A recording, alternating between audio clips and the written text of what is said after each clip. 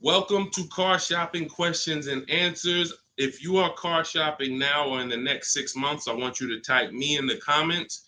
My name is Deshone the Auto Advisor. That's what I'm publicly known as. And all we do here is make sure that you know how to pay less than everyone else for cars. I'm very big on that. We spent the last 3 years helping people do this. And I spent 14 years in the car business before I started this. So I want you to start typing your questions. It's very important that when you're on this broadcast, you are locked in. Block out everything else. There's a lot of stuff in this world that wants to distract you. When you are distracted, you pay more money. That is what happens. When you are distracted, you pay more money. The people who get the savings, the people who know how to pay hundreds, thousands less than everyone else are locked in. So if you're locked in, I want you to type the lock emoji, or I want you to just type locked in, and we're going to get the show on the road. This entire broadcast is brought to you and sponsored by my new digital book. It's called Cars from Home, 7 Steps to Saving Time, Money, and Avoiding Dealerships. You can get a copy in your inbox immediately for 75% off for the next 30 minutes. When you visit the site, in my TikTok bio or in my Instagram bio, you'll see a button to activate the 75% off. You won't pay the $97. In YouTube, you guys will see a comment posted for you guys. I have a link pinned for you.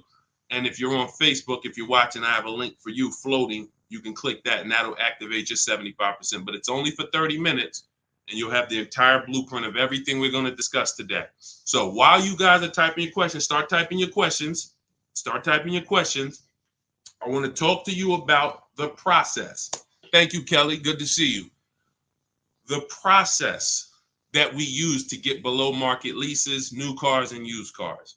Now, I know that might sound foreign to you. The idea of having a car shopping process may sound foreign because you may be used to winging it. Oh, I just feel my way around it. I hope I do okay.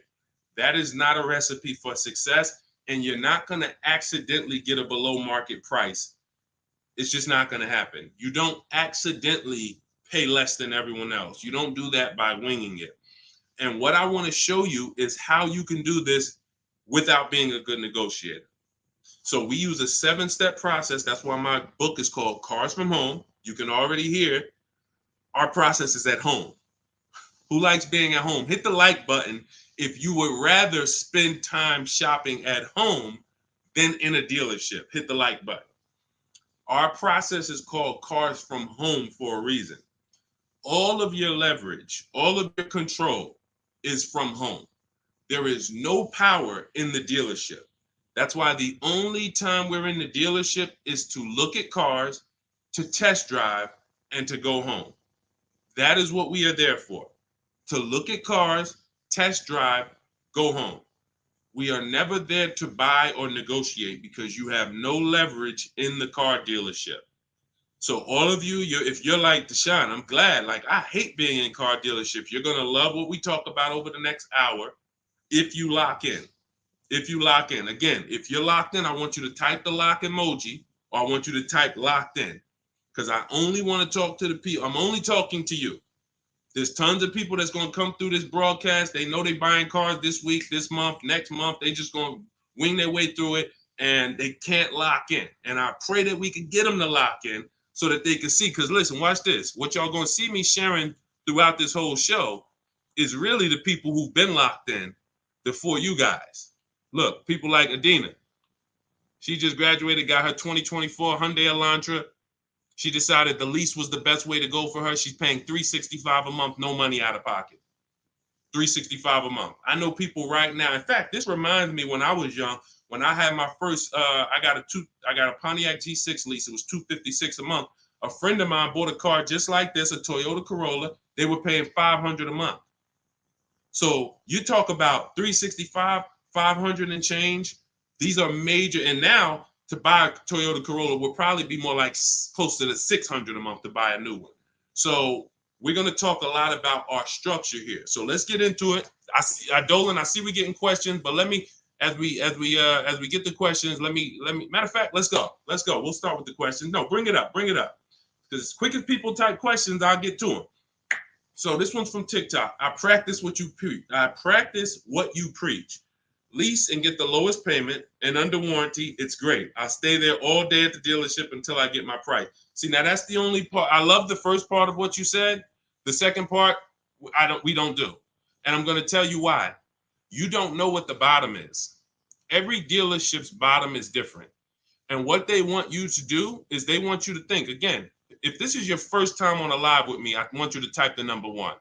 Type the number 1 if this is your first time ever on a live stream with me, with us, first time. You may not be familiar with what we teach here. So let's get this out of the way. I don't spend time in car dealerships, and I teach people not to. I'm going to tell you why. Welcome, Kellyanne. Okay, welcome. You came in giving gifts, and I appreciate you. So check this out. Here's why you never want to be in a car dealership negotiating. You don't know what the bottom is. Every dealership's bottom is different. I know they may have told you every Nissan dealer is the same. It's like the Apple store. So just go to whichever one's closest. That's not true. Every dealership is independently owned and operated. They're an independent franchise and they're competing. That is what dealerships do. So here's the dangerous part. Here's the dangerous part about negotiating with one dealer. So you take somebody who, what do y'all think is a good, let's just say, right? Example. Let's take a car that is $40,000 car. What do you think a good discount would be on that? What do you think a discount where you'd be like, okay, I think that feels right. Let's throw out some numbers. I told you, stay by your keyboard, y'all. Let's go. Let me talk to people that's locked in. You're looking at a $40,000 car. What do you think a good discount is on that? Good discount. Just throw a number out there.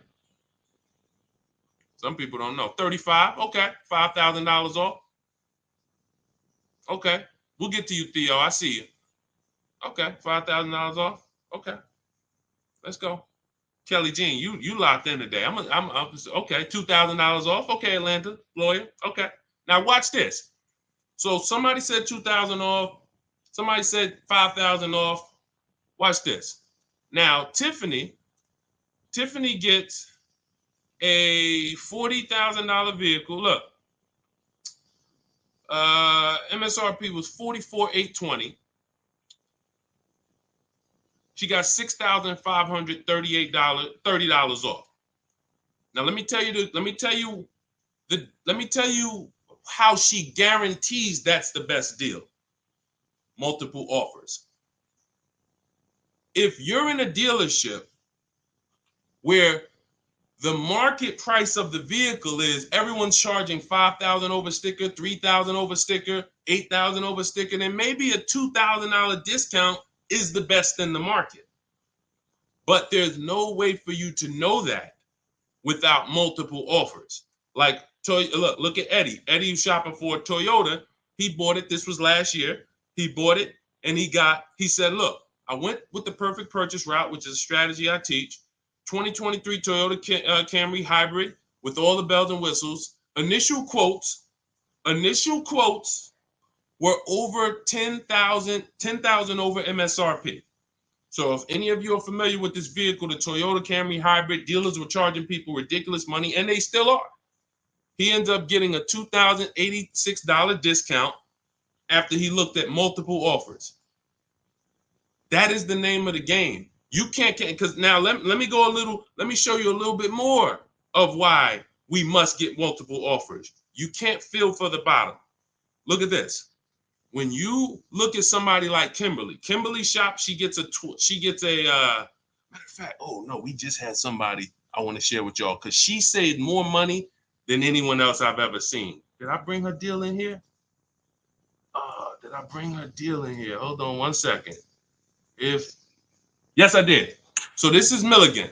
This was last week. It was a couple days ago.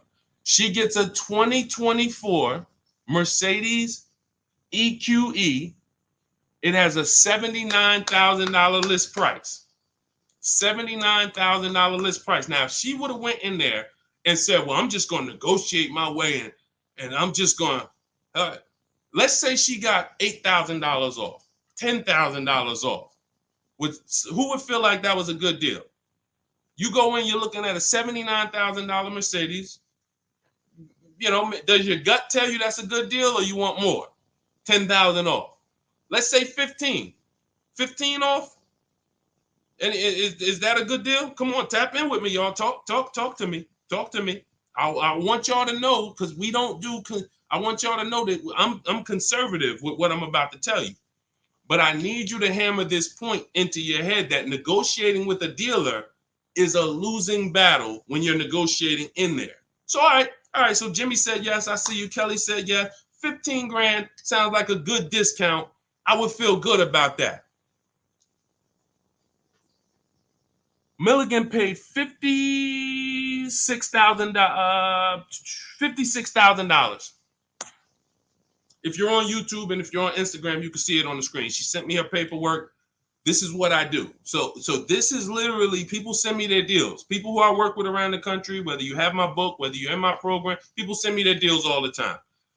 She paid 50. She saved almost $30,000 on this vehicle. Brand new vehicle. So what does that tell you? Had you gone in there and agreed to a $15,000 discount, you would have left thinking you did okay, which is the point I want to make before we wrap this question up. The name of the game with car sales, and I did this for 14 years, is not that you win. It's to make you think you won. The name of the game with car sales is to make you think you won. It is a psychological game that when you're negotiating one-on-one with dealers, it's impossible for you to you can't win. So when you step outside and you start to sit back like we do and shop from home, and you learn how to look at the market the way I teach, the way you're going to learn, the more you tap in here, you will understand that your money and your leverage is at home, putting dealers against each other. Not going into one dealer and saying, okay, how much can you take off? Okay, who got that? Type $ if that point makes sense. You cannot feel for the bottom. You cannot say, oh, okay, that sounds good. 3,000 off. That sounds good. 10,000 off. That sounds good. 20,000 off. You can't say that on any vehicle. Now, sometimes your best discount in the market is 8,000. Sometimes your best discount is, like you saw Tiffany a little while ago, 6,000, 6,500. But the only way you can guarantee that that's the best offer in the market is to be at home looking at 5 to 7 offers. And in my book, I teach a strategy called the 25 to 5, where we connect with 25 dealers online, and it literally takes us 20 minutes. I have all email scripts that you send. There's no talking. We use this for new cars and leases. And literally, you will get 5 quotes. That 25 to 5 get you 5 to 7 written offers so that you can see what the market is. And you're going to be amazed to see that the best offer to the worst offer is so far apart. When you're looking at these 5 to 7 offers, you're going to be like, wow, how could these dealers be so different? Because 80% of them are overpriced. So when someone tells you, hey, Tiffany, that's my best offer. Hey, Taryn, that's my best offer. Barbara, Ken, my best offer. They may not be lying to you. That's their best offer. We need their competition's best offer. And that's how we make sure we guarantee the bottom price. If Milligan would have settled for $15,000 off, she would have left another $13,000 on the table. We can't leave that kind of money on the table. Okay. So yes, I love that you seem to understand about leasing, the person who shared this question. But what I don't love is being in dealerships negotiating. I do not do it. I don't teach to do it. We stay at home and we make people bid for our business. That is the game. Okay. All of this is inside my new digital book, guys. You can see it. It's called Cars from Home: 7 Steps to Saving Time, Money, and Avoiding Dealerships. And you can see, Josh, I have a support email everywhere. You can see it on my screen. Every time I do a live, I have a support email. When you purchase the book, literally on the thank you page, as soon as you pay, as soon as you get your 75% off, it literally says, screenshot this page. And it says, here's my support team's email, just in case you may have typed the email in wrong. And it says, click the link below to open up your book. So you can open it right there on the thank you page, save it to your phone or your computer, and I email you a copy. So DM me. If you don't see the support team email, we share it everywhere. We share it everywhere. I don't want to share it here live publicly, but DM me and we'll share it. We'll share it so you can have it. All right. Hey, Deshone, I drive 31,000 miles a year. Can I still get a lease driving that much? Theo, great question. So let's talk to high mileage drivers. If you drive more than 18,000 miles a year, I want you to type HM for high mileage. Now, here's what's important for you to understand. And what I love about the way you ask this question, Theo, is you're asking to understand. You're not asking with assuming an answer. So check this out. If you drive 18,000, all right, I see you high mileage drivers. If you drive 18, I see you Toussaint. You have to think about something other people don't. This is how vehicles normally lose value. This is what I call the unseen expense. You must understand this. This is what I call car buying 101, depreciation. So the people who don't understand leasing or who tell you not to lease, they don't understand depreciation. They say things like, well, I don't like to lease because I want to drive as much as I want to drive. Here's the thing. You pay for your usage whether you buy or lease. Give you an example. Let's say you buy a vehicle today for $40,000. What's that vehicle worth in 1 year, everybody? Let me ask you. Throw a number out. You buy a vehicle today for $40,000. What is it worth in 1 year? Average miles driven, 12,000 miles per year. What is that vehicle worth? Is it still worth 40? Is it still worth 40? No. Right, exactly.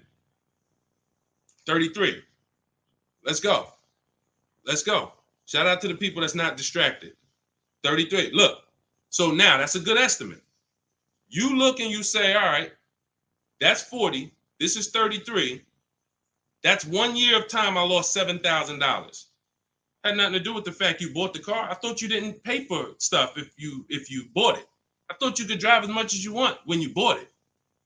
So let's throw a curveball in for the high mileage driver, because this is the point we're making. What happens if you drive 20,000 miles? What's the car worth? What's the car worth? Instead of average miles, where like, okay, it'd be worth 30. You drive 20,000 miles, it's probably worth 30. Instead of 33, it's probably worth 30. You lost 10 grand of value. So the more you drive, the more you depreciate your vehicle. Does that make sense? It doesn't matter if you leased or bought. If you buy a vehicle for 40 and you put 100,000 miles on it in a year, that vehicle's worthless. You go around and you try to sell it, it's probably going to be worth $12,000 or whatever, $15,000. You destroyed the value with the amount of mileage you drive. So now once you see that, now you can get that, all right, I'm not off the hook just because I paid for my car and I didn't lease it. I lose in the form of depreciation depending on how I use this vehicle. So that's the basis for us to discuss leasing versus buying. And when you look at leasing versus buying, here's what we're asking ourselves. This is step one in my book. We don't do anything else until we pass this step. How many years are you keeping the next vehicle? How many years are you keeping your next vehicle? Type into the chat. Those of you who are shopping, I want you to answer this. How many years are you keeping your next vehicle that you're going to be shopping for? 8 or more, or less than 8? This is called the 8-year rule. See, I get a lot of people, and I see a lot of you ask, hey, I'm looking at a Porsche Macan. Should I lease or buy? I'm looking at a Rolls Royce. Should I lease or buy? I'm looking at a Honda Civic. Lease or buy? It's the same answer. How many years are you keeping the vehicle? Because here's what you need to realize. You're going to lose the most value in 5 to 7 years. But after 5 to 7 years, after 7 years, the depreciation cools off and you start losing little value. Who has a vehicle outside they've had for more than 10 years? Type me. You got a vehicle in your driveway right now. You've had it for more than 10 years. I want you to type me in the comments. And we don't get many people nowadays. People are not keeping vehicles that long anymore. Okay, I see. Kelly Jean has one. Tiny Boy, I see you. All right, Naturally Dope. Okay. If you got a vehicle right now in your driveway, you've had it for more than 10 years, type me. Okay, I see you, just be you. All right. All right. These are called long-term. Look, been 18 years next month, naturally dope. Now, here's what's beautiful about them. Their depreciation is like this. What does that mean? Whatever their vehicle is worth today is probably going to be worth the same thing next year. I see you, E. Valentine. That means you beat depreciation. See, there's only two ways to beat it. Long-term ownership like them, or with a below-market lease. You cannot buy a vehicle, have it lose value for 5 to 7 years, turn around and replace it, and think you won. That's just not the way it works. You bought it for 40, you traded it in, it was worth 15, and you thought you won. You lost $35,000 or $25,000 in that time period. Was there a way we could have gotten that car or a similar car and lost less than $25,000 in that time period? This is what we're trying to do when we're beating depreciation. So if you are a long-term person, those of you who said, yeah, hey, Jose got 10-year Cadillac, had it from 2011, perfect. If that's your plan, you don't think about leasing. But if your spouse says, I don't want to keep a car that long, I don't see myself keeping a car that long, then they shouldn't be thinking about purchasing because they're going to lose in depreciation. So now when you look at what a lease is you have an opportunity to overpay. There's 3 types of leases: market value, above market value, below market value. If you pay market value or above market value, you lost. You lost. Market value or below market value, you lost.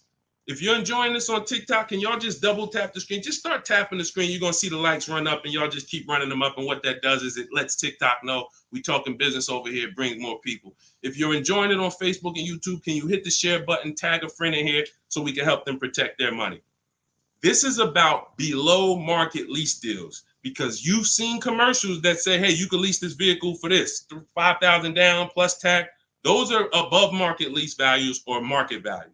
When you see lease deals that look like this, and this is why I show you people who came before you. Danielle, $44,000 Audi, 2024, no money down, $550 a month. No money down, $44,000 Audi.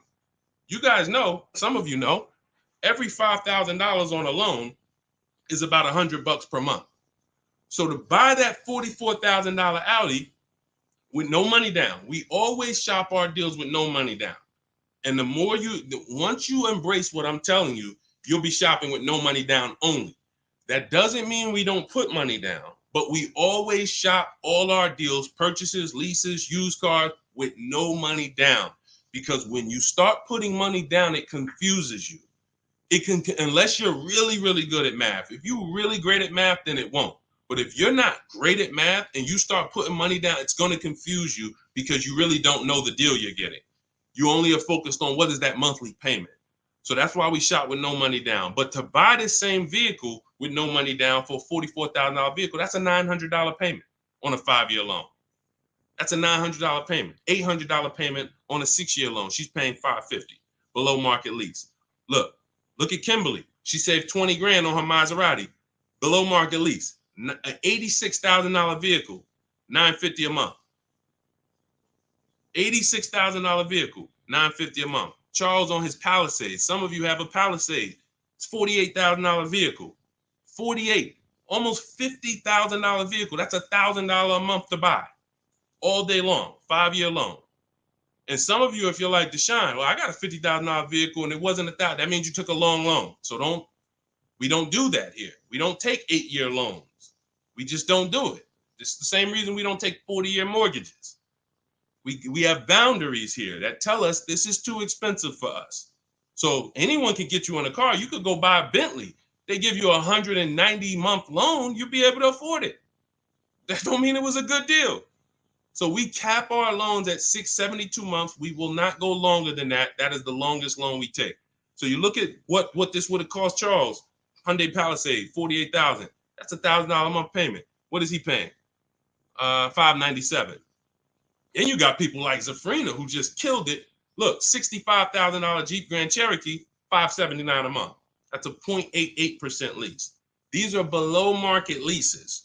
So when you're shopping for a below market lease, you are beating depreciation. Had they bought any of these vehicles, the vehicles would have depreciated way more than the small monthly payments they're paying to drive these vehicles. And then we look at Jen. Jen got an 18,000 mile a year lease. She bumped hers up to 18,000. Started out at 512 on her Honda CRV. Bumped it up to 18,000. Look, she went from 12,000 miles per year to 18,000 miles per year. It was literally 40 something dollars more per month, $50 more per month. So some of you see people and you're like, oh, they blame the lease for their mistakes. Oh, I didn't get enough mileage, so I ain't leasing again. The problem was you didn't get the mileage you needed because you let pennies stop you from actually having a good lease experience. Instead, you saw the payment for 12 and they said, well, if you want 15, it's $25 more per month. And you said, all right, well, give me the 12. Now you have a bad lease experience. You have a penalty because you didn't get the mileage you needed. That wasn't a smart thing to do.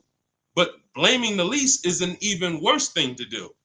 So we always get the mileage we need. So Theo, when we look at now that you understand depreciation, you understand you buy a vehicle, you're killing the value. You're driving 31,000 miles per year. But if you bump your lease up, and I want you to shop for your leases with 12,000 miles, no money down, only first month's payment, taxes and fees in the payment. You get multiple offers. You need to get at least 5 to 7 offers. You could do it manually. You want to call around? You could do that. I do it, and I teach in my book. We do it without talking. Literally everything we do is email. We don't talk to car salesmen. And I'm a former car salesman. So trust me, when I tell you my system is you don't talk to car salesmen, it's better for them and you. When you go pick up your cars from the way we teach, the car sales people are thanking you. They're like, man, this was one of the quickest, easiest deals I ever made. You knew what you wanted. You sent me an inquiry. You gave me enough information to make the deal. We did it in 20, 30 minutes. This was great. I would never develop a system that would make car sales people work hard. It's easy. They love what we do. But at the same time, you got to find the right dealers. And you got to understand, all right, I have to shop with 12,000 miles per year first, and then let me get my best offers. You know, we teach something called the 1.5% rule. We divide the monthly payment into the MSRP. In my book, I have a calculator that does this for you. So literally, when you get my book, 75% off in my TikTok bio, 30 minutes, Instagram bio, 30 minutes, YouTube comments, Facebook comments, you see the link floating. You got 30 minutes to get the book for 75% off, so you won't pay $97. In there, I have calculated, you put your lease quotes into, and it literally spits out which one is the best, and it spits out counter offers that we email back to them. So once you do that, you find your best deal. Is it 1%? Is it less than 1% like Zafrina's? Is it 1.2, 1. As long as it's under 1.5, out of all your offers, you need to have 5 to 7 offers. If it's under 1.5, now you got good value. And now you ask them to adjust it up to 31,000 miles per year. You can absolutely do a high mileage lease. And you are going to spend less if you're a short-term driver. So I told you guys, if you were on the stream the other day, I talked about the guy that came in. He's the one taught me this, a customer. When I worked at Hyundai, I was a manager for a little bit. He came in, he had a high mileage lease on a Hyundai Sonata. I had never seen it. He had 72,000 miles on the car. And I was like, hey, you leased this? He said, yeah, I always lease. I'm in sales. He said, I used to buy my cars. I would always have negative equity. I had to do big down payments. I hated it. I started doing just a high mileage lease. He was only paying like $150 a month more than the normal lease for 25,000 miles a year. So instead of coming in with $10,000 or $12,000 of negative equity because he put so many miles on the car, he pays $150 more, drives as much as he wants to drive, comes back every 3 years, gets a new vehicle. He's not tying up money in these vehicles. Now, for those of you who are going to be long-term, like the people who we just shouted out about 8, 9, 10 minutes ago, that is the deal. You do not lease. You're going to buy, keep that vehicle until the wheels fall off. That's the win. But if you're not keeping your vehicles 8 years, you're overspending by thousands of dollars not leasing. And we prove that over and over and over and over here. I want you to get from being stuck in the middle, either get to the lease side or get to the long-term owner side. Get out of the middle. That's where the depreciation hits are. That's where you lose in resale. That's where you overspend by thousands, and I need you out of there. Okay, that's a great question, Theo. Great question. Go ahead, Dolan. Let's shoot the next one in.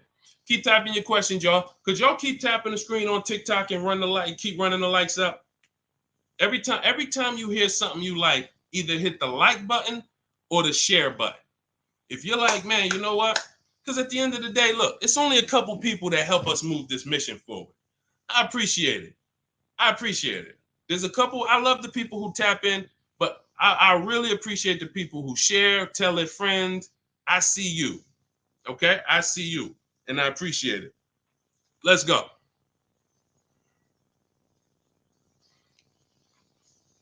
Okay, this one's from Instagram. If you negotiate with the manager, can you save because you're cutting out the sales guy? No. When you negotiate with a manager, I'm just trying. If I didn't have my way of doing it totally online by email, then I would be calling sales managers, and I'd only be dealing with sales managers. I'd be talking to at least 5. I'd be talking to as many sales managers as necessary to get 5 offers. And this is only for new cars and leases.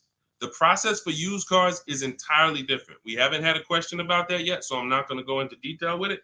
But the process for shopping for used cars is totally different because that's based on marketplaces. But when we are talking and we're shopping for new cars and leases, we're only dealing with, I would only deal with managers if I wasn't doing it by email. But yeah, that's not going to help you save.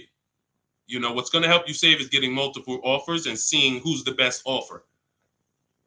Seeing which the first thing we want to decide when we look at a car. I was at the gym today and one of my friends showed me, hey, D, man, I'm looking at this car right here. This Lexus dealer had it on their showroom floor. I said it's 100 of them in the country. See, you fall in love with that one, and you seem to think, that's the only car out here like this, and whatever I can negotiate with them is great, man. 100 of those cars are around the country. 100. Maybe 30 of them are within 100 miles of you. My mission and your mission is to find which dealer is going to sell that car for the lowest price. That's the mission. It's very simple. And it's very simple when you're doing it from home. Very simple. We don't negotiate with one car. They're cookie cutter. I don't care if you're looking at the rarest Bentley. There's still a couple of them in the country. Because the more, when a dealer can make you think we're the only ones with this car, they can charge you what they want to charge you. And you're going to say things that are going to be like, charge me more. What does that mean? Oh, man, I ain't seen this one before. Okay, ching, cash register.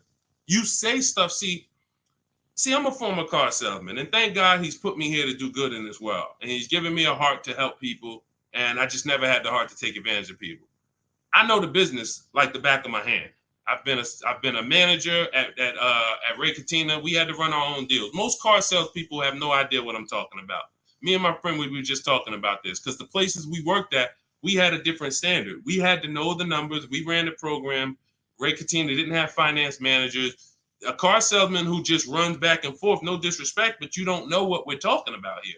You say, all right, get the customer, go get the numbers. Get the customers, go get the numbers. You won't get that. But at the end of the day, that is like this. When I tell you that when you start putting dealers against each other, it's the only way for you to prove to yourself what I'm telling you is true. I can show you people all day long. I can show you Jen. I can show you Rosalie. I can show you these people ain't me. These people wasn't in the car business for 14 years. Ansley, look, got his car in 2 days. Look, he said I started the process Saturday, made the deal Monday. Got him a 2024 QX60 Lux, $58,000 vehicle, $554 a month. At home. At home. He wasn't in the dealership for 12 hours to get this ridiculous price. I can show you this all day long, but until you see that the name of the game is putting dealers against each other, and when you see how much you're going to save, you'll never go back to the old way.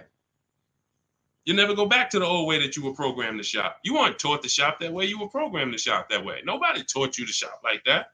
It just was like, oh, I guess I'm going to go get a car. Let me go into the dealership. No one told you to do that. It's an indoctrination process. So you got to get the mindset first. Biggest thing. That's why that's why there's a couple things that I do to let you know it's mindset first. Without the mindset, you can't get what we're talking about. Unlearn, relearn. That means you got to unlearn what you were taught. You got to unlearn what you do. If it's not working, unlearn it. You can't relearn it until you dump the old stuff. Cars from home. That's the mindset. That's the mindset. Anytime you're spending more than a couple minutes in a dealership, you got to ask yourself, I'm definitely not doing cars from home. This doesn't feel like cars from home. If you're home more, then you should be feeling like, okay, this is cars from home. And all of this is in my, if you like, guys, you don't want to remember all of this, you just want the step-by-step blueprint, that is my new digital book. It's 5-star rated. You can Google it. It's called Cars from Home, 7 Steps to Saving Time, Money, and Avoiding Dealerships. You can get your copy for 75% off in my TikTok bio, my Instagram bio, the YouTube comments, or the Facebook comments for the next 30 minutes. After 30 minutes, price goes back up to $97. And it is worth every penny at $97. People saving $5, $10, $15, $20,000, never spending more than 30 minutes in the dealership. They pay $97 all day. We sold tons of books for $97, but $24 is better. So go ahead, Dolan, shoot the next one up. All right. This one's CPB013. Is the online price the lowest they will go on a used car? All right, so this is a good question. Is the online price the lowest they will go on a used car? If I've narrowed it down and I see a car that is priced lower than everything else on a used car, now we're talking about my multiple marketplace strategy, because this is how we look for used cars. We're looking at all the marketplaces. Everywhere there are used cars at, we're looking at them. Cars.com, Carfax, Car Gurus, Auto Trader, CarMax, Carvana, Driveway, eBay Motors. 8 marketplaces.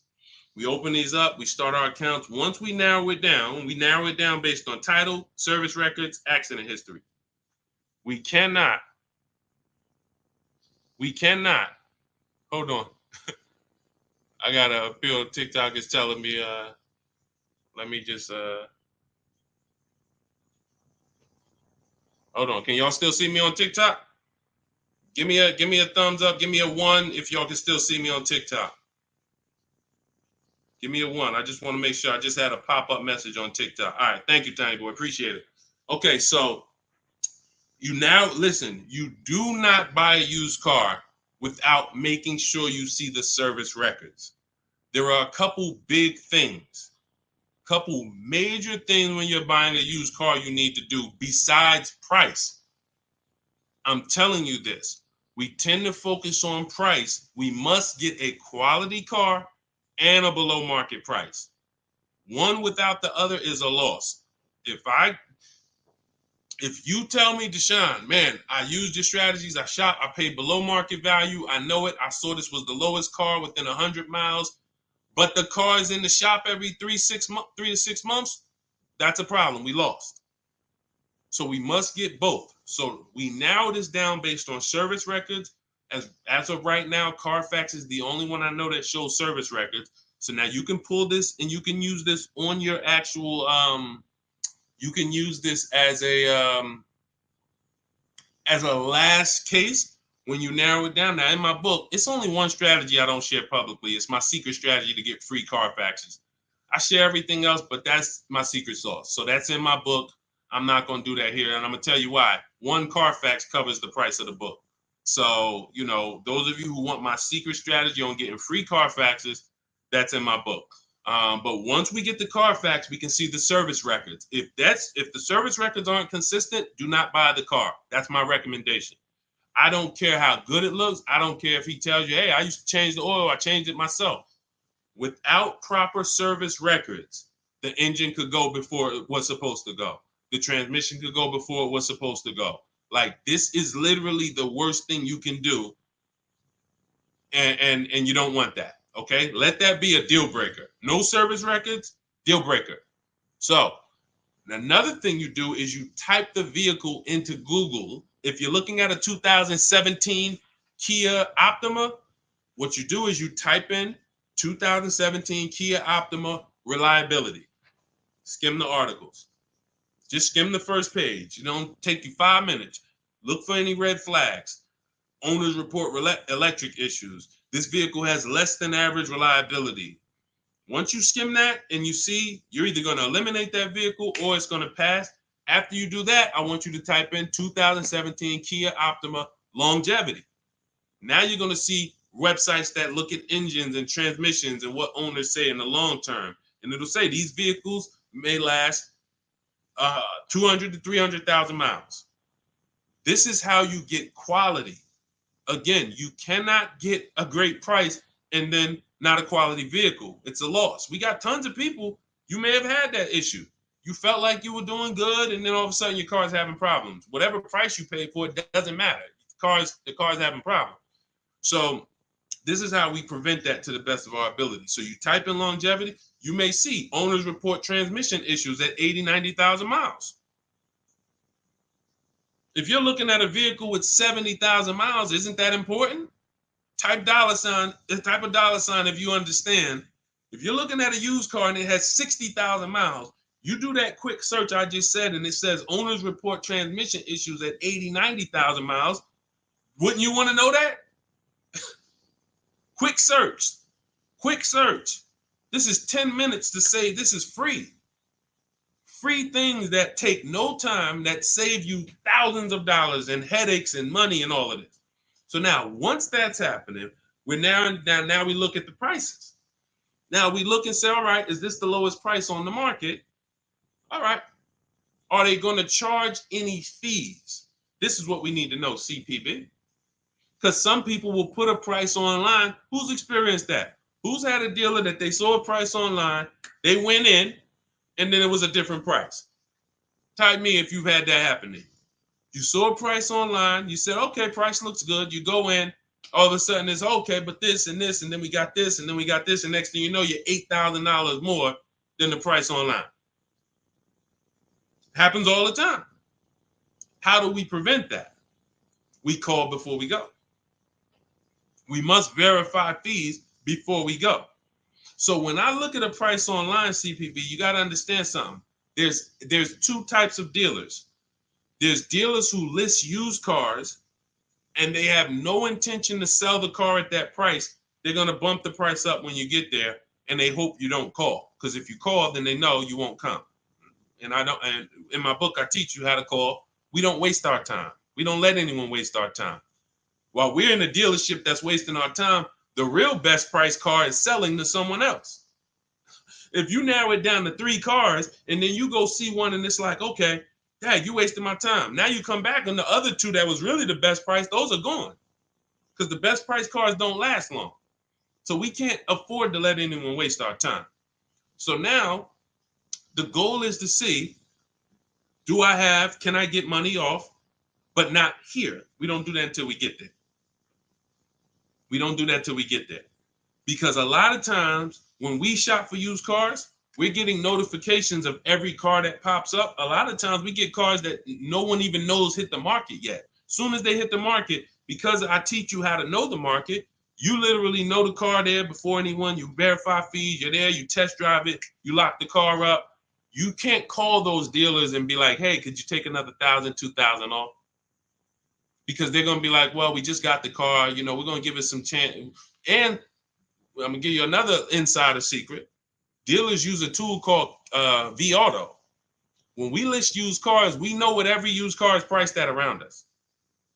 We know what every single used car is priced at all around us. So we know we're the lowest priced car in the market. When you're looking at that car and you see that's the lowest price out of all of them, that dealer knows they're the lowest price. So when you call them and you look for more money off and you're not there, you don't have any leverage. So we do that when we get there. So this is all in the process that we use. I talked to y'all at the beginning of the stream. We talked about process. Everything we do is a system. That's why we have thousands of people that you look all over my pages, you read those comments, you see people sold their leases. I made so much money selling my lease. Oh man, I got $10,000 off. Man, I got a deal that was $200 less than what I thought I could get. Look, I had, I think Vicki, who wrote into me? I think Vicki wrote into me and said, What's her name, Vicki? Okay, can you take that question off, CP? Dolan, so I can see this. Okay, yeah, it was Vicki. She said, "Hey, Deshone, thanks to your book and the methods, I was able to get my new lease for a 2024 Volkswagen Atlas for $175 less a month than my first quotes. I did it all online except for picking up the car. I put no money down other than first month's payment and DMV. I saved over $6,000 over the life of my lease listening to your tips, using my scripts. My negotiating scripts, you don't talk, you're typing, you're copying and pasting. So if you have it, if you can't copy and paste, this ain't for you. If you're not good with a computer, you can't visit websites and copy and paste. This isn't for you. But that is the name of the game. That is the name of the game. Like, it is all about having a process, not winging it. This is a 5 and 6 figure transaction. You wouldn't wing a home purchase. I don't care if you found the least expensive shack in the country. You found a shack that was $40,000, and you're like, man, I want to buy that shack. You wouldn't wing that process, right? You wouldn't be like, oh, you know what, I can handle it. Forget the attorney. I don't need a realtor. I don't need none of that. I'm just gonna go and, no title company. No, there's a process. Doesn't matter. Even the least expensive house. So if you treat car buying here like you treat home buying, if you treat car buying like you're buying a small house instead of a big TV, that's how people treat buying cars. Then people come in, hey, honey, look outside. You bought a car? Hey, I went down. I told you, I told you I was just going to get milk, but I stopped by the dealership. I knew you was out for a couple hours. What happened? Like, how'd you buy a car? Well, I stopped by the dealership. I saw this thing and I just had to make it. You made a $30,000 transaction in minutes. Minutes. It's like it's a big TV, like you bought a 90-inch TV home. Look, honey, but I got a car, something that costs $50,000. I did it in a couple hours. This is why we're losing. And so part of what I got to do, y'all, I got to tell you the bad news. I got to tell you the bad news so that you can get to these prices. You're not going to get to these prices unless you realize that everything they taught you to do was for them to make more money. Once that clicks, you come over to our side and you join our side, and we'll just, you'll be winning for forever. New cars, used cars, leases, high mileage drivers, don't matter. We do it all. All right, go ahead, Dolan. All right. I'm in 3/6 years in my finance car. Okay, it looks like you're about halfway in, and would do anything to pay less than $660 a month. How do you feel about refinancing? Okay, so there's a right way to refinance and there's a wrong way. Refinancing should be you qualify for a better rate now, but you don't want to stretch the loan out. And I'm going to tell you why. Most of the people who want to loan you money, they want you to take it longer. I make more money lending you $40,000 for 8 years than I do for 3 years. So the longer you take the loan, the more I'm pretty much guaranteed to be all right. If you pay for 2-3 years, a lot of that is going to interest. So by the time you get to halfway through, you still owe a good amount on that vehicle. So most people, when they refinance, they call and they're like, okay, well, what's the lowest payment I could refinance into? And then they'll stretch the loan out. And that ends up, like, let's say if you paid 3 years already. Now you go in and you say, all right, well, what can I refinance to? They say, well, we can get you the $375 a month. We give you a new 6-year loan. And now people be like, oh, well, I like that better. But you already paid for 3. What's 3 plus 6? 9 years. No one's taking, there's no smart person on here that would sign a 9-year loan. But that's the problem. So here's what I would do. You're already, all right. Another thing about refinancing, it's for people who want to keep their cars. We said this earlier. The people who are keeping their cars want to actually pay them off and keep them until they, forever. or at least until they know that the depreciation is over. And that's really not even that, because once the depreciation, once you get here, you buy your car here, by the time it gets here, you paid it off. Now you don't want to get rid of it, because now this is where you've reached what I call the reward stage. This is where it's like, man, my car is not really losing that much value. Now let me keep this thing and really get my money out of it. You don't want to flip the car as soon as the depreciation has really settled. You don't. So if you're planning to keep that car and keep it 8, 9, 10 years, then you refinance, and then you say, all right, I'm just going to make sure I got the best loan. But I would recommend you refinance and pay the highest payment you can to pay off the car quicker, not stretching the loan out. It's just you're paying more. It may seem like, okay, yeah, I'm paying less, but you're paying more. You've already paid for 3 years. They stretch you out another 5 years. That's an 8-year loan. You paid on the car for 8 years now. So what I would look at is, if you're not a long-term person, if you're not keeping your cars 8 years, you should be flipping out of that car into a lease. You should literally we have a process we call the equity assessment. Some of you know there's a word we don't use here. It starts with a T. Who knows? Because I know we got some new people on here. If this is your first time, you wouldn't know this. But there's a couple people that tap in with us regularly. They locked in. They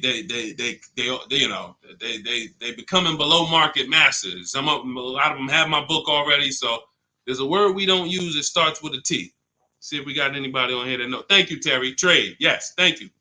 Way to go. I love the people who are locked in. I'm always going to listen. I'm always going to give y'all extra attention, because y'all are the ones. It's a lot of distractions out here in this world. A lot of people want you reading news articles and all of that. While you doing all of that, people charging you more money for everything. Stuff you didn't have to pay overpriced for this car. But because you didn't tap in and lock in, now you just went and did it over. So yes, we don't trade. So what you would do is you would do an equity assessment. We go to cash buyers. We use 6 buyers right now online. CarMax, Carvana, Driveway, KBB Instant Cash Offer, and AutoNation and Car Gurus. That's 6 cash buyers. They compete hard. 3 of them link you to a local dealership for a cash offer. 3 of them are online car buyers for cash offers. And these are people I've helped hundreds of people sell cars to these people. I've sold my car, my mother's car. We both sold our leases, and I ain't gonna tell you what I made when I sold my leases, because that's when the market was high and every car was worth $7,000 to $12,000 more than it's worth today. You know, I'm so glad we look back and we helped a lot of people cash out and benefit from that market. That's no longer here. That's over. But there was a 3-year run where we were selling leases and making literally 5 figures. It's amazing. But anyway, the point is, you want to do an equity assessment. You want to let these cash buyers bid for your asset and see what's the most you could pay. You're not going to get money. You're not going to get these numbers on trade. So once you do that, you see how much you can pay. Now, we were switching to a lease. You get a below market lease on something, you drop your payment very simply. Very simply. You going into another finance though, it's going to be difficult for you to do that. It's going to be difficult for you to do that. Let me see the woman I had who went. She just did this. She literally just did what I just laid out for you. And let's see, what was her name? Melissa. Was it Melissa? Yep. So Melissa said, you see this a couple days ago, she said, I took possession of a 2025 Honda Pilot EXL.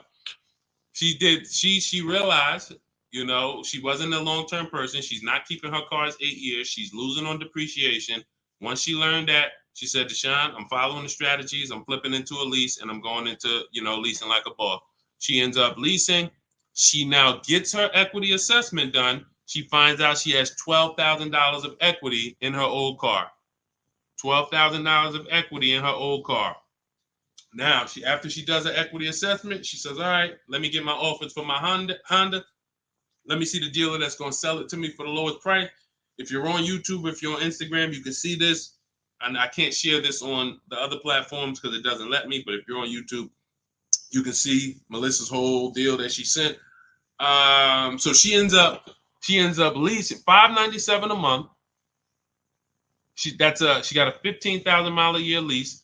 The Honda was, I believe, close to $50,000. Yep, it was close to $50,000. She has a $12,000 check coming that she's gonna put in her bank account. Now she was used to just flipping that over to the next car. That's how they get you. See, hold on, I got it. That's how they get you. She's used to going into the dealer. What's my old car worth? Who's done this? If you'll be honest and say, ouch, you've done this.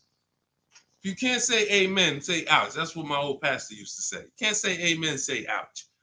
When you look and you go, what's my old car worth? I want to use that for a trade. I don't want to put no money down. That's why I got my old car. Now what'll happen is that old car, you just flip the finance, and now when you hear the payment, it's like, okay, I guess the payment's not that bad, but you don't realize your old car was a $10,000 to $12,000 to $15,000 down payment that just stacked their profit, and now it's all types of bad. It's because it's too much money for a person to control. It's too much money. When you go into a dealership to trade and you need a loan, that's 3 transactions you're giving to the dealership. 3. That means I want to sell you my old car. That's 1 transaction. And instead of me making people bid for my old car, I'm just going to give it to you. I'm going to just have you be my only offer. Even though I know, well, you don't know, that's why you're not doing it. Even though there's tons of other companies who want to compete to say, hey, wait, we'll pay more than that. We'll pay more. They're giving you 10 for the trade. We'll give you 13. We'll give you 12. Like, you don't know these people exist. So you're now giving that to the dealer. Now you say, and I need a loan. You don't realize there's banks and credit unions that want to compete all around you. Hey, we could do a better rate than that. We could do a better rate than that. In my book, I teach something called the bank bidding war, where we have all of these people bid for our loan, and it doesn't affect our credit. There's a particular way we do this. It's a bank bidding war. They give you a window to shop. Now, you can't let dealers run your credit and just run you, that's different. I'm talking you rate shopping. But you're giving that transaction to the dealer without shopping it. And then you're buying a car from them, even though there's other dealers who have the exact same car that you're not getting prices from. That will sell you the car for $3,000 less, $5,000 less, $8,000 less, $15,000 less. You won't know that because you're just dealing with this one person. So that is what happens most of the time. That's why when you step into our way, you see it's totally different. You can't even mix what we do here with how y'all do it. You can't. It's oil and water. So that's how Melissa did it. The same way I just told you to do it. She said, you know what? I'm not buying these cars anymore. I'm not keeping them 8 years. If I'm keeping a car 8 years, then I'll shop to buy again. Again, for those of you who just came on the stream, if you are keeping your car more than 8 years, your next car, you shop for a purchase. New car, used car, purchase. But if you cannot tell me 100% you are keeping the car 8 years, you should be shopping for a lease. It's not even close. The prices paid, the quality of vehicles driven, as long as you're getting the right mileage you need, it's the best thing ever. New cars, and we're paying cents on the dollar compared to everyone else. But you have to bid these out. Can't walk into a dealer and say, hey, work me a lease out. You're never going to get these prices. Never. Go ahead, Dolan. Next question. All of this, for those of you who like Deshone, listen, I love what I'm hearing, man. It's no way I'm going to remember all of this. This is all in my blueprint. I'm not winging any of this.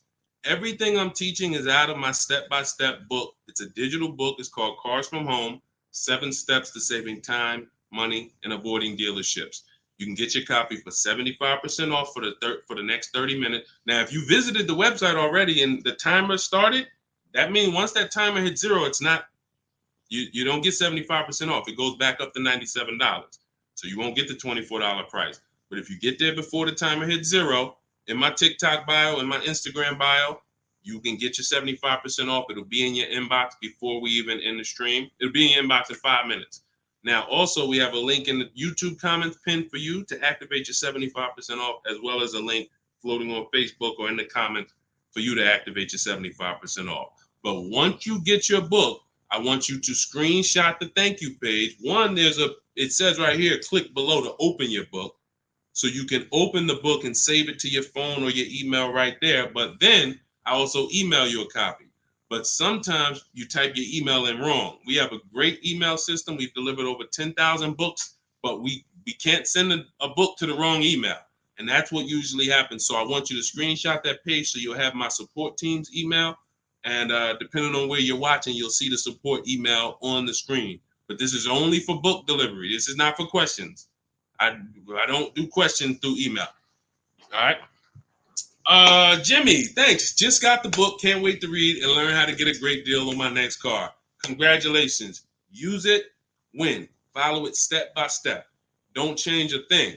It's like McDonald's. I promise you. The reason why we have hundreds of people, I've worked with 2,000 people personally, and we probably got thousands of people that I don't even know about. Hundreds that have written me, text, DM me, emailed me. But I know we have thousands of people who've used our strategies to get below market prices and enjoy the car shopping process. Like, enjoy. How about that? How about, yeah, great to pay below market prices, great to save thousands of dollars. How about enjoying something, enjoying a process of something that you're about to spend 5 or 6 figures on? Not like, oh, just get me out of here. I've had people who I've seen them. I see them at the dealership when I was in there. They can't wait to get it over with. Oh, I hate this. It's a shame. It's a shame. We enjoy car shopping. When you're in control, when you're making people bid for your business, when you see companies, banks, dealerships fighting in your inbox, hey, look at my offer. Look, hey, anything we can do? When you feel like that, you see you are the prize. You see, you're the prize. Your business is the prize. The way we shop, we're the prize. The way you've been taught to shop, you're begging. You're just begging.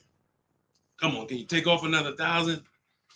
Come on, you really gonna lose a deal over, $20 a month? Come on, I know you can do better than that. You're begging. Mm-mm. Mm-mm. Yeah, congratulations, Jimmy. Keep me posted and make sure you email me your deal when you get it. I can't wait to see it. Go ahead, Dolan. Got a time for a couple more. All right, let's get through as many as we can. Let's go. Just be you. What's average credit score you need for a good lease with no down payment? I would say I like to see people around 670, 660. Depends on the vehicle you're shopping for. Now, there's some vehicles that won't let you be their first lease. If you've never had a car loan, you need to have a car loan. Mercedes was big on that. They wanted you to have a car loan or lease prior to them. But usually a 680 could get you approved tier 1 for most vehicles that I've seen. Now, it's not all about credit score. It is. I have something in my book I call, it's called, leasing and credit. And what I tell you is it's about profile. It's more about profile than just score. Profile is like nothing gets you approved for a lease like a paid car. If you paid on time for a car you have now, even with a 640 score, if they look at you and see, wait, well, she's never missed a payment on her car in the last 5 years. There's a good chance you're going to get approved because that weighs heavy, But if you don't have a car or a paid off car, then you want to have a higher score, 680, 690, 680 I usually see. And again, it depends on the vehicle, but most vehicles that I've seen with a 680, solid profile, good income, you don't have to make a lot, they need to see that you can afford the vehicle. That's just fine. Yeah, that's just fine. And look, if you're not ready to get a lease yet, then you should be setting yourself up to get a lease. You should be setting yourself up. No, thank you, baby. You should be setting yourself up to get a lease. What does that mean? If you don't have the credit to lease right now, the last thing you want to do is go get let me tell you what people do. Can't sacrifice. Can't sacrifice. You don't have the credit, but you want to drive the nice vehicle. So you're going to go out and you're going to spend 20, 25, 30 and say, hey, what could you get me to on that? Now you go out and you're paying $800 a month. Now, you're already slightly shaky in your payment history. That's a problem because you're biting off a big payment. You're typically going to overpay for that car, and the interest alone is going to be an overpayment. Not to mention the price of the car you pay. So you're getting charged more for interest, which is normal. But without shopping strategies, now you go and you overpay for the car. So you might overpay for the car, and now you got a 25% interest rate. You're burying yourself. So now you look up and you say, okay, next car, am I any closer to lease it? Not if you missed a payment on that. One late payment on that, no, you jacked yourself up. So what I teach people to do is, when you don't have the credit, get something very inexpensive. Get something that you can get, the least expensive car that you can get a loan on.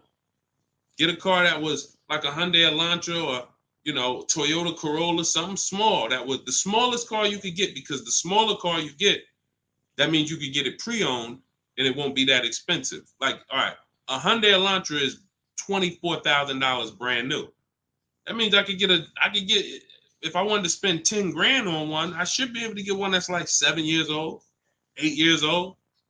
It's only 24,000 new. I shouldn't have to, but if I'm looking at a car that was 50,000 brand new and I want to spend 10 grand, then, I'm going to get a 10-year-old one with 100,000 miles.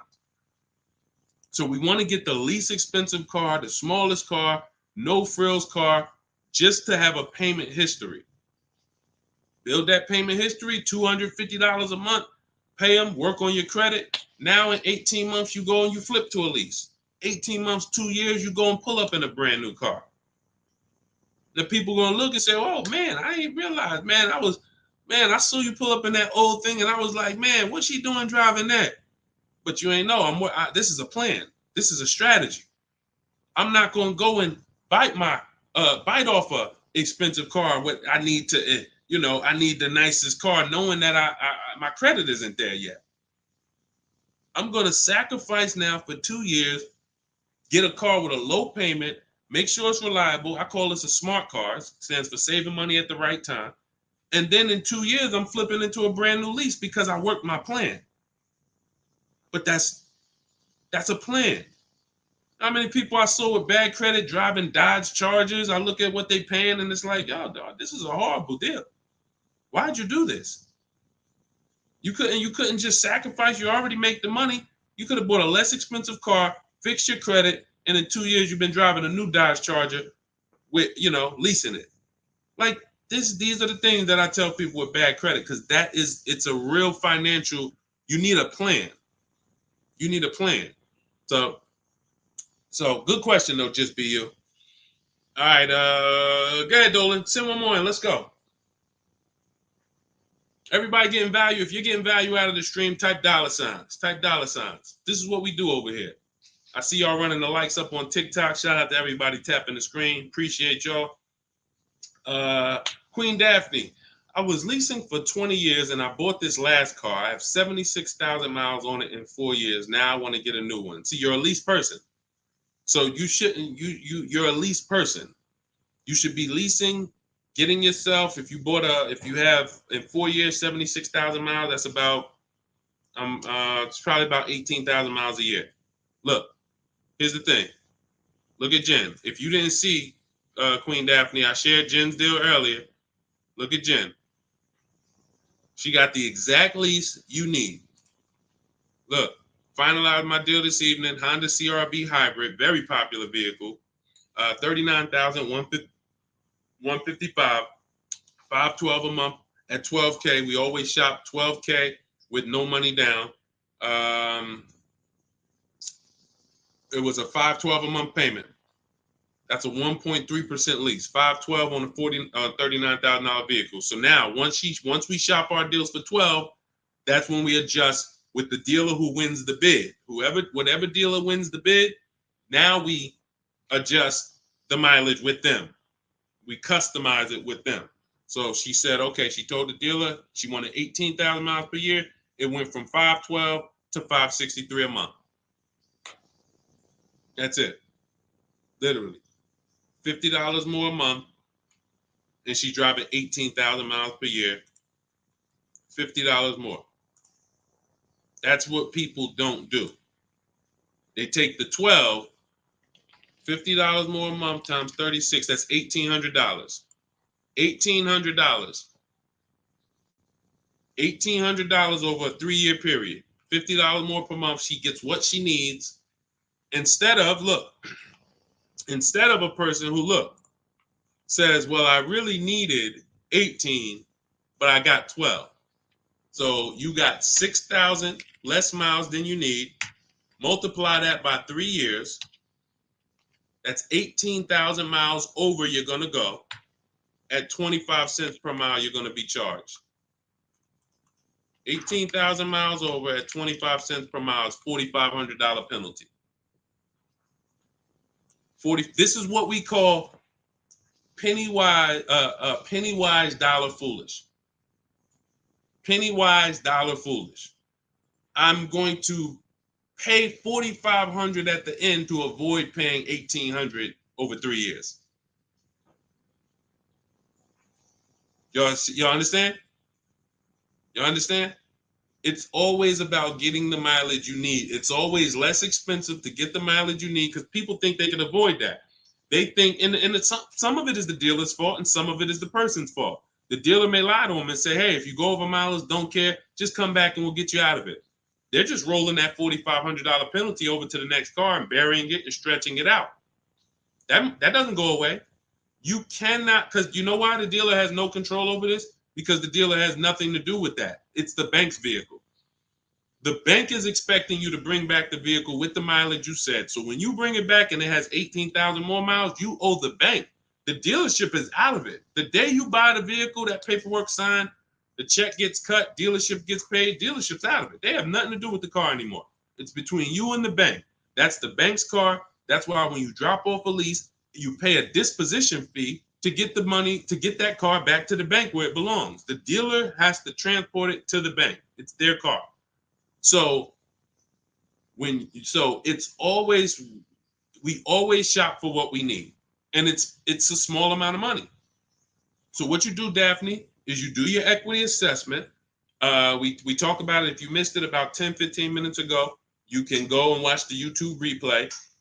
Or if you want everything I teach step by step in my book, it's in my digital book. You can click the link in my Instagram bio or in my TikTok bio. You get 75% off, so you get the steps for $24. As long as you get there before the 30-minute timer goes to zero. But what you do is you do your equity assessment to find out the most money a company will pay you for your current car. See if you have equity or do you have negative equity. And once you do that, now you move into shopping for your replacement lease. And it's simple. You separate those two transactions and you'll be just fine. And it's very, very simple. But I wouldn't, unless you're keeping your car 8 years, don't do this. And this happens a lot. People who love leasing, enjoy leasing, and then all of a sudden you buy something and it's like, nah, you know what? I really want to get back to leasing. That happens. I did it. And I broke my own rule. And here's the thing. When you break your own rule, y'all see, because I'm about to replace this truck, because I thought I was going to keep it 8 years. This is why you have to know. When I bought this pre-owned Infinity truck, I got a great price on it. Saved 42% off the original price. That's another thing we do with used car. We must know what the original price was to know if it's a really good deal. We didn't go into detail on that in this show, but that's a big deal. You cannot. How do you know you're getting a good price on a used car if you don't know what it was originally priced? What equipment it was, what packages it had in it, what was the original list price, and what's the asking price? That's how we calculate discount. I call that the true value discount. That's in my book. So, but when I got it, I got a great deal on it. Now, when I look at the money that I paid over 3 years, once I get this new lease, you're going to see that I could have just gotten the lease. I could have just gotten the lease when you compare a used car, great deal on a used car, to a lease, they're about the same money coming out your house over a 6-year period. If you got one vehicle and you kept it for 6 years versus 2 leases, it's going to be about the same money on 2 pre-owned cars. Now, comparing a new purchase to a below market lease, totally different money. thousands more for the new purchase, thousands more. We've already hit on that throughout the stream. But what I'm going to show y'all when I do this is the amount of money that I put into the car over 3 years, over the almost 2 years I've had it. I could have just leased a brand new car for the same amount. So it's not that I overpaid, but what I could have been driving had my structure been right. And again, that's why the 8-year rule is so important. If you can't guarantee you're keeping the vehicle 8 years, you should not buy it. You should be shopping for a lease. That's the name of the game. It's not even a question. We continue to prove that over and over and over again. So anybody, if you just jumped on, you can watch the YouTube replay. You can see all the lease deals that we shared. Again, the message is get from one side, get out of the middle. Get out of the middle. You either want to be on the shopping for below market lease side, or you're a long-term buyer keeping your cars more than 8 years. Everyone who's buying their cars and trading them in, or buying them, paying them off, and then trading them in, you're losing the most money because you're on this depreciation curve. Again, we're just recapping what we covered in the show so far. This is how you're losing value, and then as soon as you get to the bottom where it's starting to cool off, you replace your car and you go do this all over again.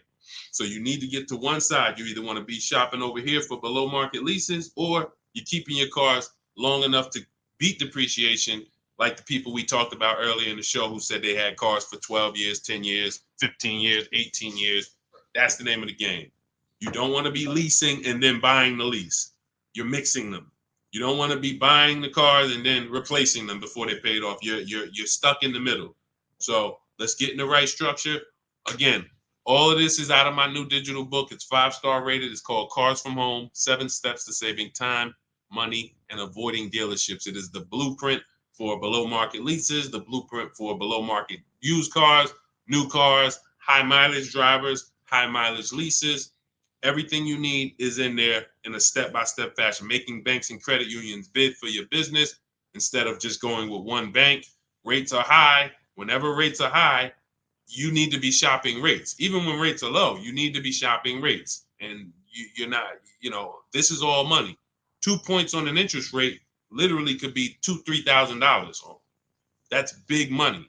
So we need to know this. All of this is in the book, and you can get your copy for 75% off. It is a digital book. So anything that happens new in the industry, I update it. Example, Vroom went out of business. Vroom used to be on our list of people to sell our cars to on the equity assessment, and they were on our list of pre-owned cars. When we would shop for pre-owned cars, Vroom was on our list. Vroom went out of business. I went right into the master file, updated it. Everyone who opens up the book, you never saw Vroom since then. I couldn't do that with a print book. If I had 10,000 copies in print in people's houses, how do we update it when these companies go out of business or when a new website comes into the market? So with a digital book, we do that. You get free updates for now, and that's what we've been doing. So 30 minutes only. Once the timer hits 0, the price is $97. Once you get to, before you, where can you go? TikTok bio, Instagram bio, Facebook link in the comments, or it's floating, YouTube pinned comments. Get there, get your copy for 75% off. And please send me your deals. When you make your deals, send me pictures of the car, send me the details. I can't wait to see it. All right, we'll be back for another stream. Shout out to everybody who checked in. Shout out to everybody that was locked in. God bless y'all.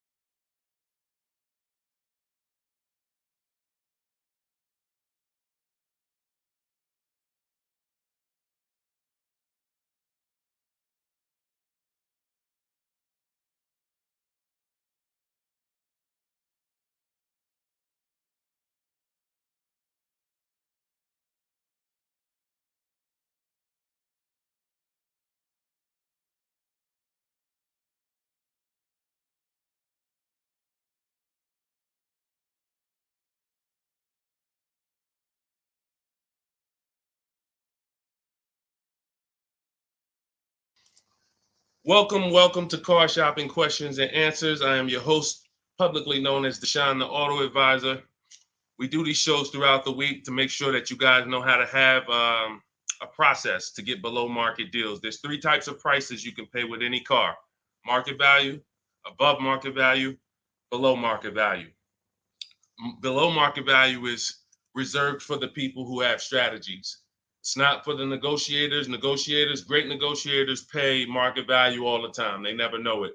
The only way to guarantee below market deals is to master the art of putting dealers against each other, looking at multiple offers.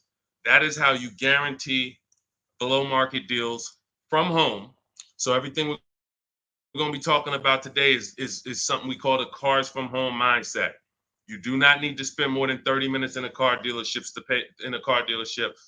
to pay below market price. What you need to do is learn how to make dealers compete for your business so that you can stop begging for discounts. So you'll see this in a whole different way. We got a couple questions already that came from TikTok. So we'll get to those. You guys can start typing your questions. We have Dolan in the background. He's moderating and he's going to bring in as many questions as we could get through in the next hour. So we're going to try to go as fast as we can. Let's get the show on the road. Everything you're about to learn is going to be out of my new digital book. It's called Cars from Home, 7 Steps to Saving Time, Money, and Avoiding Dealerships. And as part of our welcome offer, you can get a copy for 75% off. It's normally $97 and it's worth every penny. You can Google it. You can see it's 5-star rated reviews, but I want to make you a special welcome offer to get your copy at 75% off. You can get it in my TikTok bio and my Instagram bio. Just click the link and it'll activate that 75% off. And for those of you watching on Facebook, you'll see a link floating. And for those of you on YouTube, we have a link pinned in the comments for you. So, but that's only for 30 minutes. Once that countdown hits 0, the price does go back up to $97. So even if you miss it, you want to get your copy. It'll be everything we're talking about. Okay, Dolan, let's get going. You can put the first question in. This one's Angie B. How are you? So I just got pre-approved for $30,000 from Nissan. Should I ask about the interest rate and loan? Yes, you should. We don't usually, in fact, we never get pre-approved from a car dealership. Nissan is, I was at the gym earlier and somebody said, hey, I went into my Lexus dealer and, I said, you own a Lexus dealer? He said, well, what do you mean? I said, you said it was your Lexus dealer. You said, I went to my Lexus dealer. I said, that dealer is independently owned and it's for profit. It's not for you. These people are not your friends. He said, no, you're right. He said, they are nice though. I said, well, you make more money when you smile while you're taking someone's money. So there's people who make tons of money, they never smile. But if you smile, you'll make even more money. The point is to understand that someone who has an interest in making money on you should never be your only offer. Never. Because you don't know how much they've built in for themselves. So when you get this pre-approval offer, the best thing for you to do is to, all right, there's some smart people on here that know this. They know this particular part. You separate your car purchase from your loan. You can't mix these two things. I want you to start looking at Angie. I want you to start looking at your car purchase separate from your loan. There's something I call the 3 pillars of great car deals. 3 pillars. And if y'all are on break or something, or you should have a pen taking notes, unless you're gonna watch this replay, because we're gonna cover a lot of stuff in the next hour. 3 pillars of great car deals. You must get a great deal in each pillar to actually get a great deal. First pillar, who I buy my car from. Second pillar, who I get my loan from. Third pillar, who I sell my old car to. Those are 3 independent transactions. So when you give a dealer your old car, because you said I'm going to trade, now you give a dealer your loan. And you also buy a car from that dealer. You've given them 3 transactions. Each of those transactions has big money in it. How do we know each one of those transactions have big money in it? Well, I spent 14 years in the car business, 5 years Mercedes, 5 years General Motors. That's how I know. But how you can know is to look at the fact that there are companies that only want to lend you money to buy cars, and they want to fight for your business. There's banks and credit unions out there. They don't sell cars. They sell money. They sell money. They want to compete. Please give us a chance to earn your business. You're going to start doing that. There's companies out there, Driveway, Carvana, Kelly's Blue Book Instant Cash Offer, AutoNation, CarMax, Car Gurus, 6 offers. There's companies that buy cars. They pay cash. This isn't Facebook Marketplace. The only way we used to get more money for our old cars than we could get from a dealer is we had to sell it privately. Y'all remember that? Remember that? If you wanted to make 2,000 or 3,000 extra than the dealer was going to give you, you had to sell your car privately. These 6 companies that I just named are going to pay you more than any dealer is going to pay you to trade. So what you got to understand, academic weapon, and people like you who are asking these questions, you got to understand that there's 3 parts to a car transaction. The ones I just broke down, that's if you have a trade. But now, how do you make sure that you get a great deal in each one of the pillars? It's simple. Bids. It's simple. Bids. All you have to do is embrace that. As long as I get bids, it's impossible for me to overpay. This is great for the people who's not a good negotiator. Let's be honest here. If you're not a good negotiator, type not me. You're just not good at it, or you just don't like it. Just type not me. Or me. It doesn't matter. Just something to tap in. Be honest. I see you, academic. Okay. Anyone who's just not, and here's what I know, because I'm taught this in sales. Only 15% of the population is. Only 15% of the population is comfortable with conflict. Hey, Terry, thanks for being honest. This is how we're going to win, being honest. So when you look and say, well, if I'm not a good negotiator, how do I get below market prices? It comes back to bid. So everything I'm teaching you is based on a bidding system. What you should be doing, Angie, is I'm gonna teach you something I call the bank bidding war. This is in my new book. So when you get your copy of the book, you'll see the entire bank bidding war blueprint. I tell you how to do this step by step. The credit bureaus, dealers don't want you to know this, so pay attention. Everyone hit the share button. Shout out to the sharers. I need everyone who shares to hit the share button. If you're on YouTube, hit the like button. Hit the like button, because we're about to drop something on you that I know you've never heard. Pretty much everything you're going to hear you've never heard. But let's go deep on this bank bidding war. The credit bureaus allow you to have multiple lenders access your credit within a certain period of time. And as long as you let them all access it in that period of time, it's going to have the same effect on your credit score as one hard inquiry. So if one hard inquiry on your credit would have lowered your score 9 points, you can have 20 and it'll lower your score the same 9 points. So obviously, if we could have one and we're going to take a 9-point hit, or we could have 20, what's better? With one person competing for our business or 20? So you cannot go into the dealers to do this. You can't say, well, I heard Deshone said I could go to this dealer and let them run my credit, and then the next day I could go to this dealer and let them run my credit. That's not how it works. You cannot do that.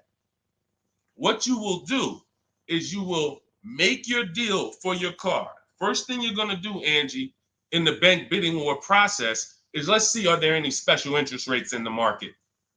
That's always step one. The bank bidding war is 3 rounds. Step one is, are there any special interest rates for the car I'm looking at? Are they running 0%? Are they running 1.9%? Anything that I know a bank or credit union can't beat at all. It's a subvented rate.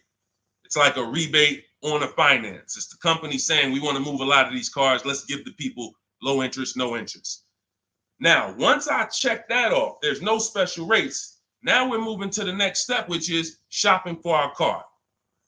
Now, I have a tool in my book called the Perfect Budget Exercise. I created a calculator to do this because most of what you need to do when it comes to getting pre-approved is for budgeting. No different than buying a house. They tell you, hey, you're pre-approved for $400,000 at this interest rate and for a 30-year mortgage. Why do they do that? So you can budget. So the only purpose of a pre-approval is to budget. So the problem with these pre-approvals now is they're doing something where they're trying to get over on you. And they just see anytime the public starts to move in a certain way, here comes the scammers, here comes the wolves. Once the public started talking about pre-approvals, every bit of the conversation went there, but they don't want you to get pre-approved and shop competition. They want you to get pre-approved and locked into them.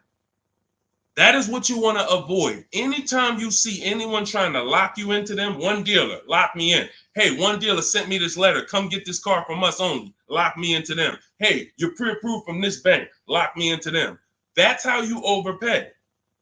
Because they don't want you shopping competition to find out that that offer from them is not the best offer. I don't care how good it sounds. It's not the best offer until we've seen 2 or 3 and 4 or 5 other offers. Then we realize, oh, that wasn't a good offer. So when they're doing these restricted pre-approvals, where first of all, they want to ding your credit with a hard pull. We don't like that. Second of all, they want to give you, they don't give you a rate, an interest, they give you a term, but there's an expiration date on it. Who's seen that? Who's seen that? Your pre-approval is only good for 30 days. Now, you done already hit my credit with a hard pull. Now I'm out here shopping, and I'm shopping with my back against the wall, and I have pressure not from the dealer that I'm buying from. I got pressure from the bank that wants to loan me money. Hurry up and find a car. If you don't find a car in 30 days, you got to come back and we got to hit your credit again. So what are you going to do when you're out there shopping and looking and you know your pre-approval expires in 2 days? You mess around and take something that you wouldn't have taken if you didn't have that deadline. So this is not what you want to do. This is not what you want to do. Hold on one second. Hold on. And I asked the people before when we did another stream, I said, hey, do you guys want me to do these quick skim over answers so we could get 20 questions answered in an hour, or do y'all want me to go deep on these subjects? And everybody said go deep on it. We like that. So that's the consensus. We don't do fluff answers here. This is car buying. This isn't, buying a pair of shoes. We go deep on answers. So we stay away from these because those were the games. These are the games these lenders are playing now. They don't want us shopping them. They don't want us shopping their competition. They're making a ton of money on interest, charging 7, 8, 9% interest, 10% interest to people who aren't shopping their competitors. We don't do that. What we're doing is we are going to, once we see that there's no special interest rate, we move into shopping for our vehicle. Now we're getting bids. Once we find the best offer on our vehicle, new car, used car, we lock it up with a deposit. We never take on the spot delivery. Type a $sign if you understand. Type a $sign if you've ever taken on the spot delivery from a car. You went in, signed the paperwork same day, took it home. Type a $sign if you've done that. We don't want to do that anymore. I'm going to tell you why. On a finance, you don't have an opportunity to shop rates. You got to shop rates. From now on, you will be shopping rates. You're going to have 5, 10, 15 lenders compete to see who's going to give me the best rate. Because if I pay 7% on a $30,000 loan, but I could have got 5.29%. That's probably $1,500. That's probably, and we never go back and refinance. We just end up with a higher rate than we could have gotten. We wonder, we hope, hey, dang, I wonder if I got the best rate. This is what's going to eliminate that. So you're going to put the deposit down. Hey, I'll call you tomorrow. I'm going to go shop my lenders. And here's what we do that no one is teaching. We always let the dealer see if they can beat the rate. We do not only strictly go with our lenders. We don't have enough lenders to do that. If we had 20, 30, 40, 50 lenders that we were shopping, we got like, I show you how to reach out to about 5 in my book, but the dealer might have another 12, 13, 15. So we want all of these people competing. That way we guarantee we got the best rate. So what I want you doing, Angie, is I want you to not focus on one dealer's offer, one Nissan offer. No, that means nothing. You want to learn to separate your transactions. We've talked about the 3 pillars. You're going to bid each one out. And the best part about bidding is you can do it all online. You can do it all from home. 90% of what I'm telling you, 90% of how we buy cars and the people you're going to see, I'll introduce you to over the next hour. You see a lot of people who've learned from me. It's from home. That's why my entire process is called Cars from Home. The book is called Cars from Home. It's a digital book. It'll be in your inbox in 5 minutes, but you got to get there before the 30-minute timer goes down to get you 75% off. It's normally a $97 book, worth every penny. But for the next 30 minutes, if you haven't visited yet, you can get your copy for 75% off. Go to my TikTok bio, the Instagram bio. Don't miss it. You can come back to the broadcast. We'll be here. YouTube, we have a comment pin for you. On Facebook, you guys can see the link floating. Get your 75% off. That way you have all of this stuff step by step for the rest of your life. And when things update, I update the book. So that's another reason I love a digital book, because things happen, things change, new websites come out, boom, I go right in, boom, boom, update it. I don't charge you. Hey, you bought my book 18 months ago, but here's version 2. Send another $32 to, no, I want people to win. If you want to win, you're going to win with me. That's it. I'm not looking to nickel and dime people. That book should be $500, but at the end of the day, I want people to win. We want to make it accessible for everybody. Go ahead, Dolan, shoot the next one in. Skinner, good to see you, my man. Always checking in. Always good when I see you. What's going on? Let me get this book. Go ahead, Angie. Use it and win. Use it and win. All right. What's up, Yo? Good to see you. How can I get your people to help me out? I'm trying to purchase a vehicle in the next 2 weeks. We have a Shop with Deshone program. It's been out. I shop with people all around the country. So I always say, get in where you fit in. Some people are do-it-yourself people. Anyone who's a do-it-yourself person, we have the master blueprint. It's step-by-step. There's different paths. So you're not reading a book on leasing, buying new cars, used cars, high mileage driving strategy. You're not reading all of that and then trying to see what I do. There's paths. I basically have it like the warp zone. If y'all ever played Mario, if you're on a lease path, I have links in the book to keep you on the lease path. You're not reading used car stuff if you're leasing. It's going to confuse you. So, but that's do it yourself. That's the blueprint. Some people are like, okay, I want to do it with you, Deshone. Can we work together? Yeah, we have that too. And we have so I put the information out. There's no excuse. There's no excuse for you 2 years from now being on my live and saying, hey, I'm still trying to figure out the car buying process. There's no excuse. You got a 14-year veteran here who nobody in the industry can control me because I don't work for a dealership. So I tell you everything that I do to buy cars below market value, lease cars below market value. All the people that you see, you guys know, if you've been on any of my streams, we share 10, 15 people an episode sometimes who are reporting their deals. So at the end of the day, you get in where you fit in. Get in where you fit in, but find a place to get in. I don't care if you watch all my free videos on social media. Now, once you get my book or you work with me, you can stop watching those videos. There's no point in you watching my videos warning people when you're inside with me and you got my blueprints. So it's just about getting where you fit in. That's all. Go ahead, Dolan. All that information was shot with Deshone. That's all in my bio. That's all in, any of my bios too. So what are the 6 companies to sell your car to? Great question.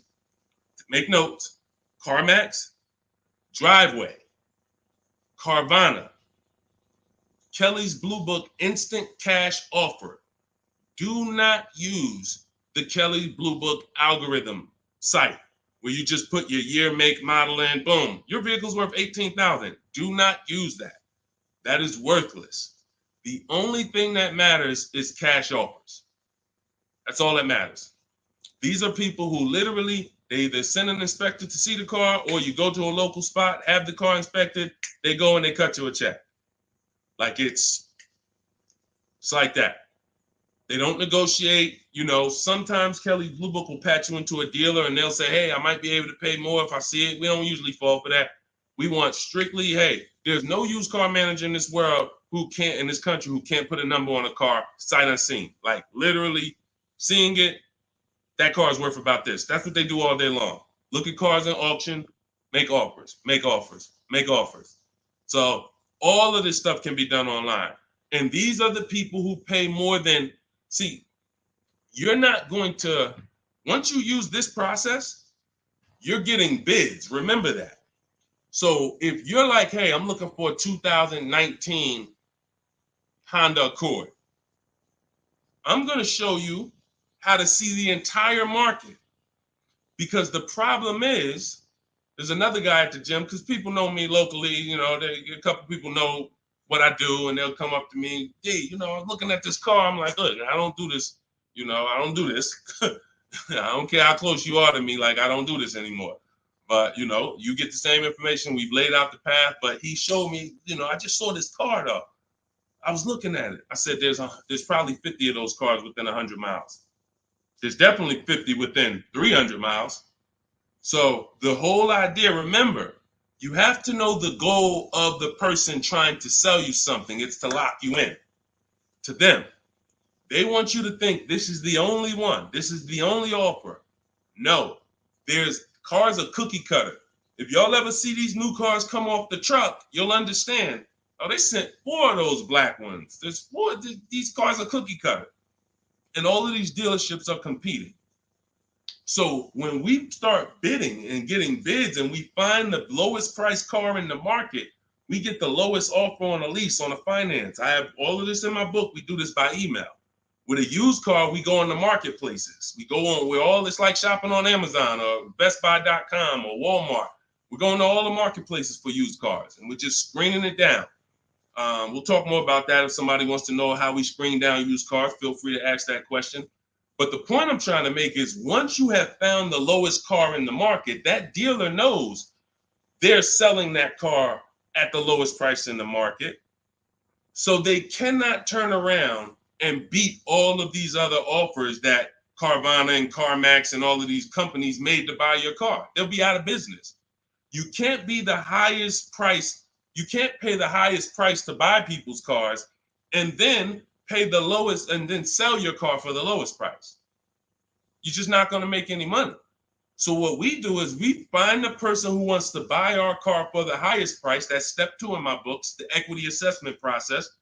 Those 6 companies that I named. We do this with leases too. We sell leases too. I've been talking about this for 3 years, and I know there's still people who like, Deshone, I didn't know you could sell a lease. If you didn't know, type a question mark. If you didn't know you could actually sell a lease and pocket cash if you have equity, type a question mark. So once we do the equity assessment, we've seen this is the company that's going to pay me the most for my old car. Now we're shopping for our new car. This is the company that's going to sell me the new car for the lowest price. 2 pillars. 2 pillars. You see what I'm saying? That's 2 pillars of our car deal. Guaranteed we paid, got the most for our car. Perfect, check. Got the lease car, got the lowest car in the market based on bids, based on multiple offers. This is how it's done. And this stuff takes an app. Like when you guys get good at this, you'll be able to do this in 90 minutes to 2 hours. 90 minutes to 2 hours. I can get any car I want below market value. I'm going to pay less than everyone else. It won't take me more than 90 minutes. You'll get there. In the beginning, 2.5 hours it's going to take you to go through. You're going to be fumbling. You're going to be overthinking. And once you just get to trust in the process, you'll see, okay, this is a 90-minute process. Now, I don't want you rushing your shopping. It's a big point before we go to the next question. Too many of you are rushing your shopping. That's why you're ending up with cars you don't like in 3 months. We don't rush that. We don't let anyone rush us into making a decision on the car we want. Step 4 in my book, in my process, I call it shopping, not buying. You're going to enjoy shopping the way we shop because no one pressures us. We don't let them. We enjoy our shopping process. We're only there to test drive. We take our time to decide what we want. Now, once we decide what we want, it ain't taking us no more than 90 minutes to get it. But the deciding of some of you might spend 3 months deciding what you want, and that's okay. Visiting dealerships, driving multiple cars, perfectly fine. But we don't, the problem is when you turn shopping into buying. That's the problem. You tell your kids, hey, kids, we're going to go out. We're going to look at cars this weekend. Yes, oh, God, Daddy, we're getting a new car. Mom, yes, great. All right, we're going to go look. First, we're going to go to Toyota. Then we're going to go to Honda. Then we're going to see the Chevy. If we had time, we'll test drive a Nissan. And it's going to be a good day. All right, perfect. You come out there, you drive the first car. Next thing you know, Daddy's sitting down, Mommy's sitting down talking to the salesman. That's where this is where you ruined your shopping. You ruined your shopping. What is Daddy doing sitting down? Why are you sitting? Daddy, I thought we was going to Honda next. What happened? 4 cars we were going to drive. Yeah, but they said we got a good deal. It don't take them long. If you let them catch you, it don't take us long to catch you with something. Hey, we have some great deals today. The manager said this morning, we're not going to turn down any good deal. We're so far behind our goals. Anybody who makes us a reasonable offer today, the next thing you know, you're not shopping anymore. You're talking about buying. Y'all see the difference? Type locked in if that makes sense. That's why we had a specific step in our process. It's step 4. It's called shopping, not buying. Shopping is deciding what you want. Buying is coming home, getting multiple offers on what you want. And we don't mix those two. This is how you enjoy the process. This is how you wake up in 6 months and you still love the car because you took enough time to make your decision and you didn't let anyone rush you. We're not gonna let anyone rush you if you're doing this my way. Go ahead, Dolan. Roll the next one. But yeah, get those 6 companies. Get your equity assessment done. What's up, Terrell? Good to see you. Deshone, I sent out the initial contact template to the dealerships, and a lot of them are trying to get me to come in. That's why we have scripts. Listen, here's what I say to people that I work with. Whether it's most of the time this is people I'm working with in my coaching program here's what I say. I tell you up front, 80% of dealers are overpriced. 80% of dealers are here to make the process difficult because the more difficult they make the process, the more money they make. It's very simple. When you get my book, I have email scripts that reply to everything. For example, Terrell, when you open up the script for the initial replies, you'll see when they say, hey, when can you come in? We copy and paste. Actually, I'm going to be doing my entire process online. Do you have a car that I'm interested in? Do you have a match? Every script ends with a question. Whenever you are emailing a dealer, it should always end with a question. Somebody said, how much is the book? It's normally $97. If you go to my TikTok bio before the actual 30-minute timer gets to 0, you can get it for 75% off. So it'll be $24. So everyone who's visited that site already, if that timer started, it's going. So once it gets to 0, the price is $97. That's just our welcome offer for our new people. And you have a link in the YouTube comments as well as Facebook floating. You guys can see it. Instagram bio. Go activate your 75% off. It'll be in your inbox in a minute. But that's the whole thing. So let me read the rest of your question to see if it was something different. And a lot of them are trying to get me to come in and talk to them and test drive. What to do next? Resend another template. Well, there you go. No, you don't resend another template. We actually use the scripts. See, the reason why I know everything they're going to say is because those are templates too. When you guys get these emails, who gets the emails from dealerships? Hey, Jane, we love your 2016 Kia Sorento. We have a customer looking for that. My used car manager just said he needs that vehicle. Who's gotten that? Who's gotten those emails? Type me. Type me if you gotten it. Hey, I can get you out of good news. We looked at your 2021 Honda, and turns out we can get you in a new one for around the same price. When can you come in? Or when can we have a conversation? Right? Thank you, Dion Skinner. Okay, look, how do we know? How do I know you all are getting those? Because we sent them from the dealership. We sent them from the dealership. Listen, if you're not tagging your best friend into this broadcast, you're being a little selfish because your best friend's out there right now and they need a car and they about to go and overpay. So tag your best friend into this. Hit the share button and share with your best friend. This is what happens. Those are all templates. There's a software we would use, Mastermind, Momentum. What it does is it just searches the whole database and it sends out templates to these people. If we send out 1,000 emails, 100 are going to reply. It's going to lead to this many appointments. Those are all templates. That's not custom stuff. Those letters aren't, oh, they took the time to send me a letter. So it was easy for me to prepare the counter scripts because I know everything they're going to say. When can you come in? Can we have a phone call?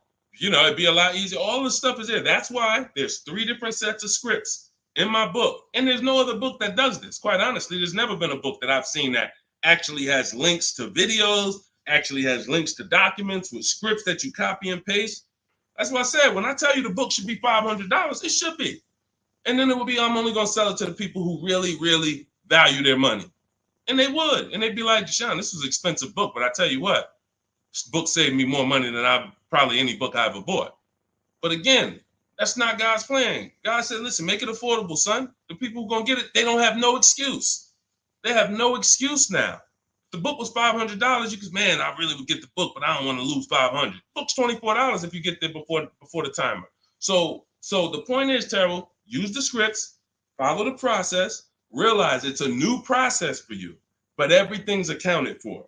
Everything in the process is accounted for. Just use your scripts. Everything they say, copy and paste, and keep the conversation moving on your terms. And don't try to turn an 80% dealer to a 20% dealer. They're not going to be that. They're doing what they're supposed to do. Let them eliminate themselves. Usually, if a dealer's going to make it hard, there's a reason. God, we use a strategy for leases and new cars called the 25 to 5. We connect with 25 dealers online in 20 minutes. Then we send this initial contact template that Terrell sent. That's going to give us 25 dealers' inventories we're shopping from. So we never have to worry about, hey, you know, I don't really have that car, but maybe I could get it. You're shopping with one dealer, you're shopping from one inventory. Whatever they got, that's all we got. No, we're shopping from 25 dealers' inventory. So now out of the 25, we're looking to get 5 to 7 quotes, 5 to 7 offers. You're going to see they're going to be $150 a month to $200 a month apart, minimum. That's just how it is. And that's when you prove to yourself, holy crap, I see how different these dealers are. It's not close. It's not like, hey, I got 5 offers. This one was $605. This one was $590. This one was $580. This one was $570. Heck no. This one was $620. This one was $550. This one was $475. This one was $450. That's how far apart they are. The 80% make big money, big, huge commissions. Like, it ain't like, so the 20% are the people who we want to find and do business with. These are the people that compete. They want to beat their competition. We find them and we buy from them. Great question. Thank you, Terrell. Good to see you. Next question, Dolan. Oh, man, good question. And that's very common. Again, very common. It's a new process. All right, I said that's the same question. Same question, Dolan.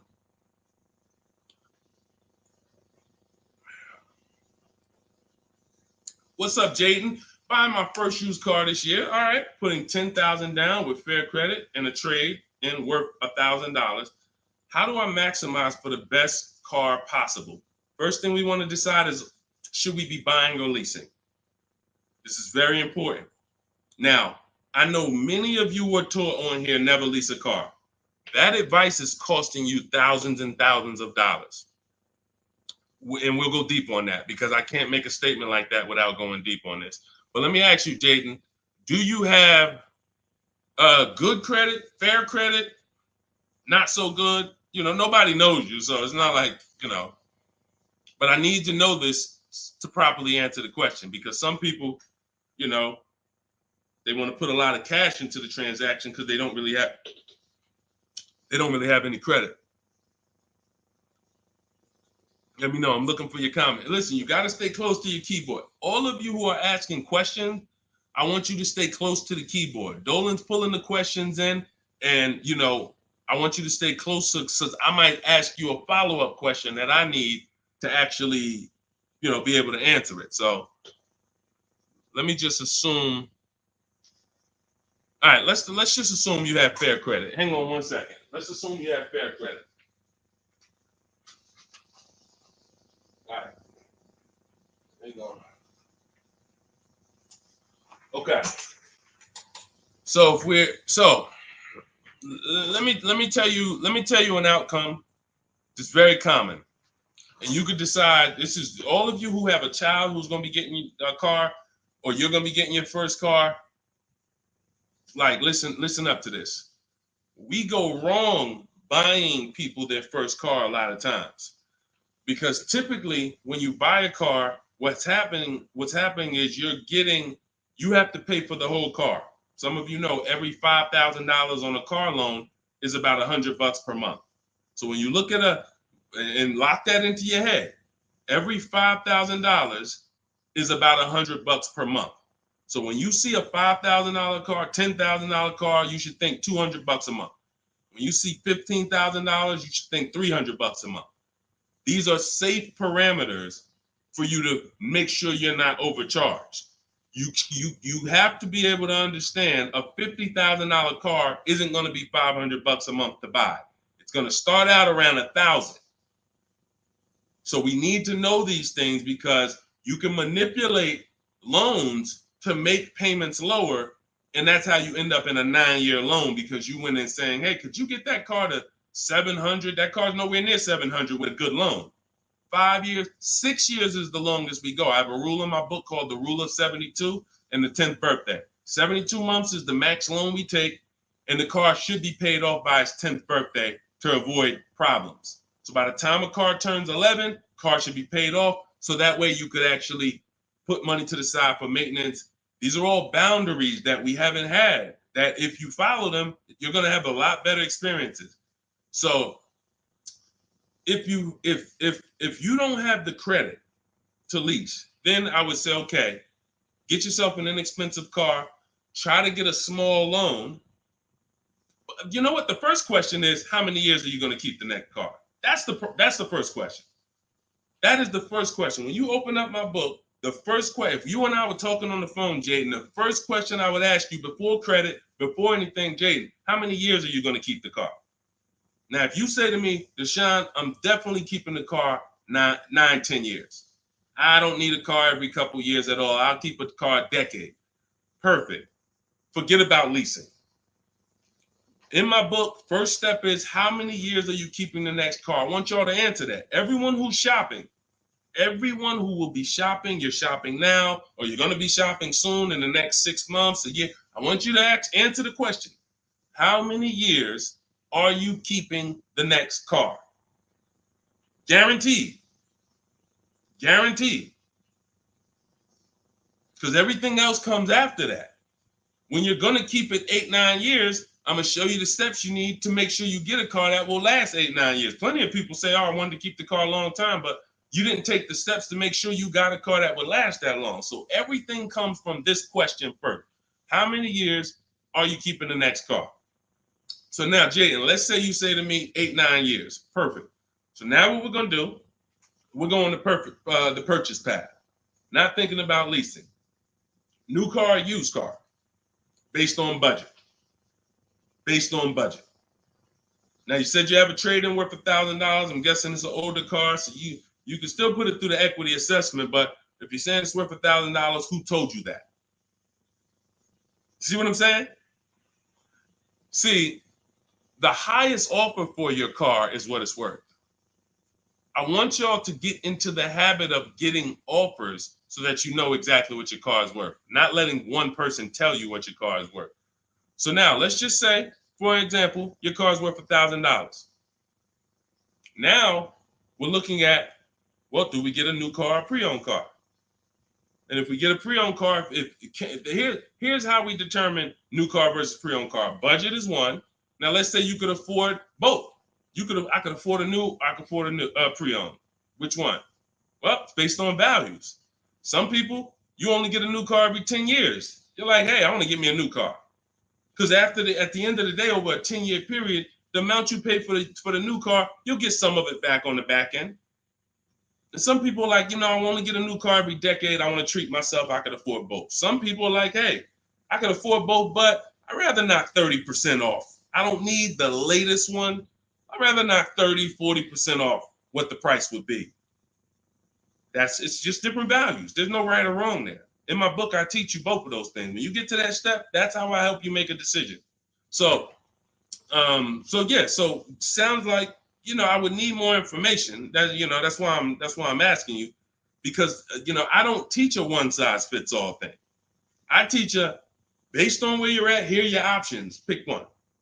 Now, when it comes to buying versus leasing, oh yeah, one size fits all. Anybody on here who is not keeping their cars 8 years and you're buying them, you're losing thousands of dollars. You're just losing thousands of dollars. You can't compare. Like, look at somebody like Safrina. I use Safrina's deal. Oh, that's Teddy. Look at Teddy. That's a luxury car. Let's take a luxury car. Teddy got a $73,000 BMW. $73,000 BMW. He's paying $856 a month. He's not keeping it 8 years. He knows the 8-year rule. He said, okay, if I'm not keeping my cars 8 years, I'm going to shop for a below market lease. He uses our bidding system. He gets multiple offers. He said the highest offer during the process was $1,123 a month. That was his highest offer. He's paying $856. When I tell y'all, if you don't have a system to reveal the 80% dealers who are overcharging people, you're buying from one of them. You're buying from one of them. They do business. It's not like these guys are going out of business. You're buying from one of them. And you see, but Deshone, they told me this was the best deal that they could, this was their best offer. It was their best offer. It wasn't their competition 20 miles away's best offer. It wasn't that small dealer that's 45 minutes away that doesn't get the traffic that this city dealer gets, that once they see your information and they say, wait, hold on, we don't get the opportunities they get where they could just charge people and then they keep coming back. We only see, 3 people a day sometime. Boom, okay. Listen, we're gonna beat their we're gonna beat them, and we're gonna have our license plate in their market. This is what you can't see that when you're in a dealership trying to make a deal, negotiate with them. So this is what you prove to yourself. The 80% dealers charge tons of money before, and they won't go below a certain price. They might take off $3,000. I ain't going no lower. That's it. You don't want the car? Next. See you later. Listen, sorry, I'm not selling the car for less than that. They have a minimum threshold, a maximum amount. We ain't taking less than this for our car. Their competition, they'll go 3,000 less than that. Got to get them. So now let's go back to the leasing versus buying scene. When you look at this and you look at Teddy, you can see, can you take that comment down, Dole? Matter of fact, I got it. Look at Teddy. So $829 a month, he's paying $856. Now, $73,000 vehicle, that vehicle on a 5-year loan, every $5,000 is about $100 a month. That vehicle should cost $1,500 a month. Even if he got a huge discount, let's say he got 15 grand off. Somehow, magically, he got a ridiculous discount. Instead of 73, he pays 60. $1,200 a month, 5 years. $1,200 he's paying $856. No money down. We don't, and whenever we shop, what you're going to learn as you listen to me and you shop the way I'm telling you to shop, everything we shop is no money down.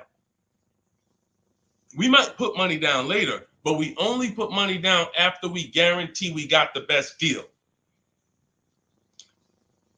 All right. Let me echo that. You only put money down after you guarantee you got the best deal. What does that mean? You paid the best price for the car. You found the dealer that's going to sell you the car for the lowest price. You found the bank that's going to get you the lowest money. You did this from home using online tools. If you're doing it manually, you call around. I don't care if you call around. It's harder than my way because, but you want to call around and try to get multiple offers from dealers. The point is, once you find the best offer, now we can put money down if I want to lower my payment. But what dealers try to get you to do, especially the 80% and the people you're used to dealing with, they want you to put money down to get to a payment you'll take the car for. Big difference. Hey, how much is this car? Hey, it's $1,100 a month. Yeah, I can't afford that. How much money can you put down? How much money can you put down? Man, I could probably put down like 15, but can you get me to like 700? Now you're trying to buy your deal. You're not focused on the interest rate. You're not focused on the price of the car. Is he even selling me this car lower than what I could get on the market?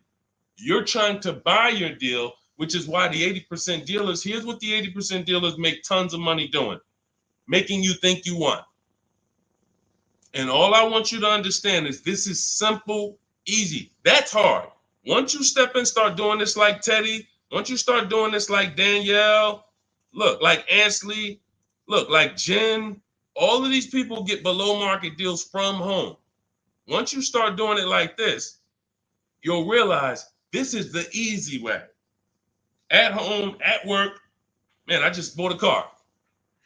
How you buy a car? I ain't even see you spending all this time in dealerships. Look at all these offers in my email. Look, this offer, this offer, this offer, this offer. Yep, this the one. I just locked it up, saving me $7,000. You'll never go back. You'll never go back to the old way. You have to learn cars from home. All the money is over. All the overspending happens inside dealership, which is why we never do it. Go ahead, Dolan.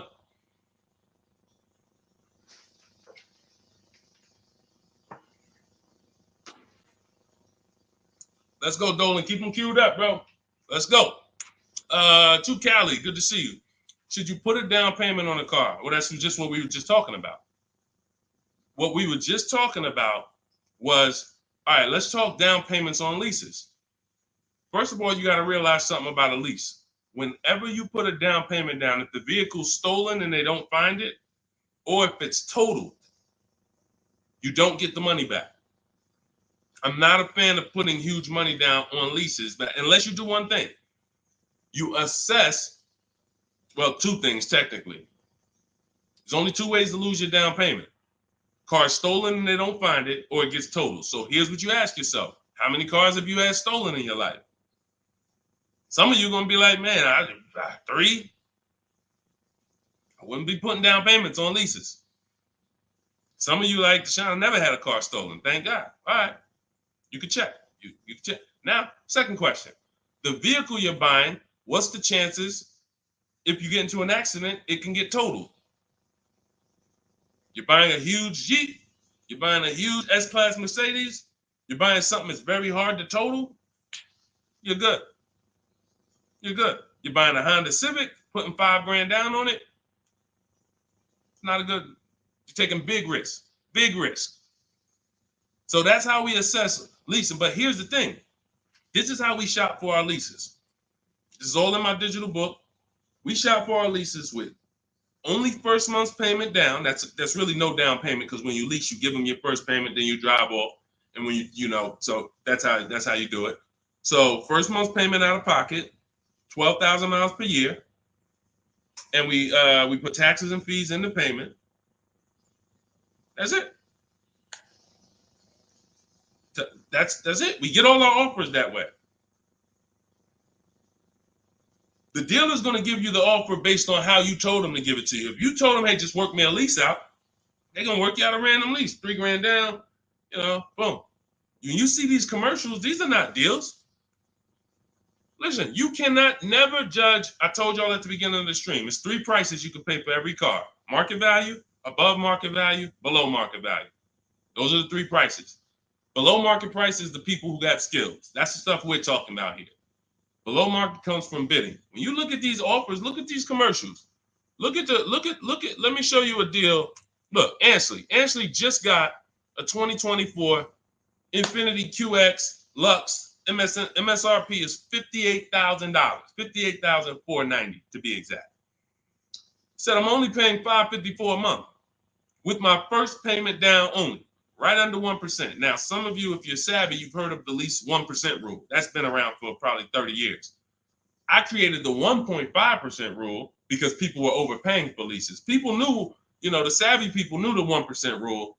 They knew this is great value. This is a steal. You get a lease under 1%, no money down, you stole a vehicle. Doesn't mean it's your best deal because Zafrina got 0.88.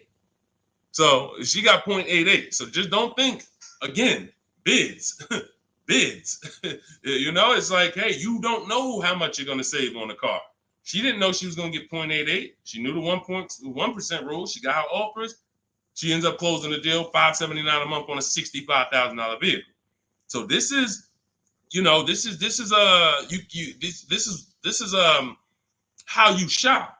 So once you get an offer, if it's between 1% and 1.5%, that's good value on the lease. The closer to 1, the more value. But in order to get 1, you need rebate. You need we don't understand sometimes the lease program. The dealer can't control that. So what we do is we shop. When you see a deal that's 1.1, 1.2, 1% low, that means there's a lot of rebates there. There's a lot of there's probably great residual, low money factor, which is the interest rate. You can't control these things. All you can do is bid it out. Now, once you get to a payment and you're like, okay, I already know I'm under 1.5%. I got my 5 to 7 offers, so I know this is the best offer. But I want to drop my payment probably another $50. Now you put money down. You see what I'm saying? Type $signs if you got that. You shopped your deal. You got your offers. Type a $sign at that click. I'm talking to the people that's locked in. Listen, I know, unfortunately, we live in a world, a lot of people distracted.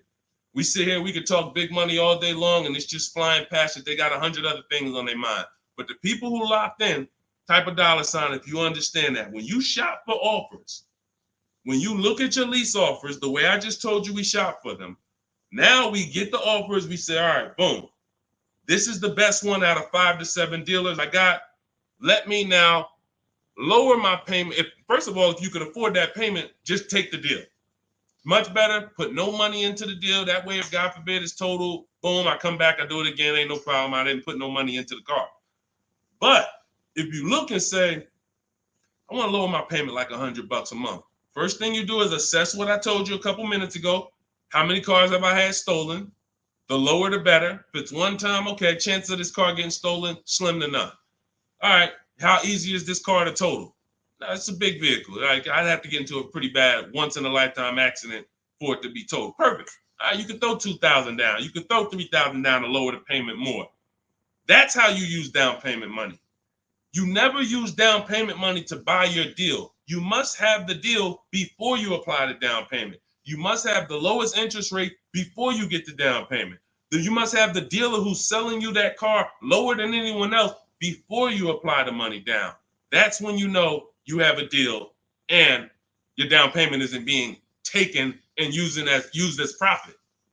Anybody else, down payment's being used as profit. It's just padding the deal. Give us more money to work with. How much could you put down? 6? All right, let me go work this out. And they're just around moving money around. They're moving, you're buying a car from them, you're getting your loan from them, and you're giving them $6,000 to work with. They have all this money to work with. That's a dream customer. And if this is you, I don't want you to feel bad. I only want you to feel, because no one told you this until now. I only want you to feel bad if you keep repeating it, because you got no one else to blame. Right now, you have the opportunity to change everything and focus on what I'm teaching you. So no one can do this to you.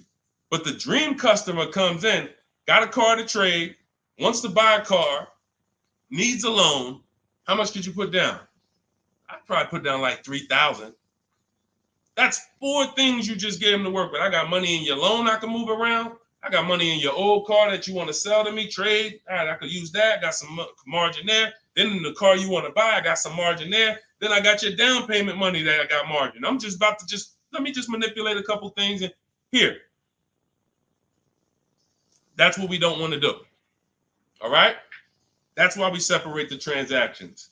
This stream, if you get the 3 pillars of great car deals, separating your transactions, bidding them out, this can never happen to you. None of this stuff could ever happen to you.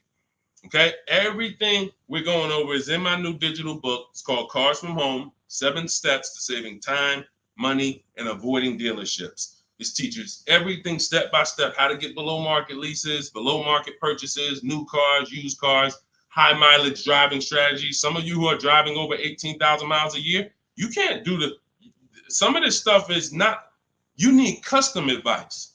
See, again, I don't do one size fits all. You can't be an 18,000, 20,000, 30,000 mile a year driver and think you can actually use the same loan structures and all of that as a normal person. You're depreciating your car faster than them. So all of this is in my blueprint. It's in my new book. Get your copy for 75% off in my TikTok bio, in my Instagram bio, or we have a link in the comments for you on YouTube, and we have a floating link on Facebook for you guys. But if that timer hits 0, it's $97. And if I'm you, if I miss the 75% offer, I'm getting the book, knowing what I know. And there's people who have the book, they'll be like, hey, look, I don't care if you missed it. You need to get the book. It's $97, worth every penny. So I want you to have everything I teach. It'll be in your inbox in literally a couple minutes. It's a digital book. And as soon as you get it, you're going to see a thank you page, and it says screenshot this page. Very important, because on that page is the link to open the book. Then I email you a copy. Also on that page is the link to my support team, just in case you type your email wrong. Our system is great. We send out lots of books. It works every time. But if you mistyped your email, then you're not going to see the book. So make sure you have my support team's email. So if you don't see that book in 5-10 minutes, email my team, hey, and they'll get you the book right away. All right. Thank you, Skinner. Yeah, nobody ever broke it down like that. I'm glad. That's what I'm here for. That's what I'm here for. I only want to pay first month's payment, and that's it out of pocket. That's 90% of our people, Skinner. 90% of our people. Hold on, I'm gonna get to Hideout PA. You got the next question. Hold on. But look, 90% of our people, look, India, look, $365 a month, no money down. That's first payment only. Look, Melissa, look, got her hybrid Honda Pilot 2025, $597 a month. She made $12,000 on her equity assessment, sold her car. So $597, I'm trying to see an MSRP, almost 50 grand. So it's a 1.2% lease. Look, nothing out of pocket, first month's payment. Look, Ansley. I gotta go get the rest. I didn't hit see more to get his detail. You see, Ansley got 2 cars. He just got another BMW. Hold on. Look. Milligan. Everybody, we pretty much, look, zero is signing. Melissa. This is what we do. There's nobody who's better at this than we are. Listen, if I had the time and we did one stream where we just sat here for an hour, I could show you 100+ people. Boom, boom, boom. Well, I just show a dozen because I'm not going to spend too many. Look, if you don't get it from 10 people, you're not going to get it from 100. You know, if 10 people just like you who are showing their deals, paying less than you, don't persuade you, 100 wouldn't. But the point is, everybody shops with no money down. Because when you shop with no money down from now on, you will see it's easier because you can't confuse me. You can't confuse me when I'm shopping with no money down. You got to be great at math, which I love math. So, I mean, I love math. But you have to be great at math to put 3, 4, 5,000 down and be able to see where the money's actually going. So the best thing to do is compare. I could get this car, no money down. I could lease this car, no money down. What's my payment? And then you'll be able to see it. Dealers can't manipulate you. So definitely, that's all we do is no money down shopping.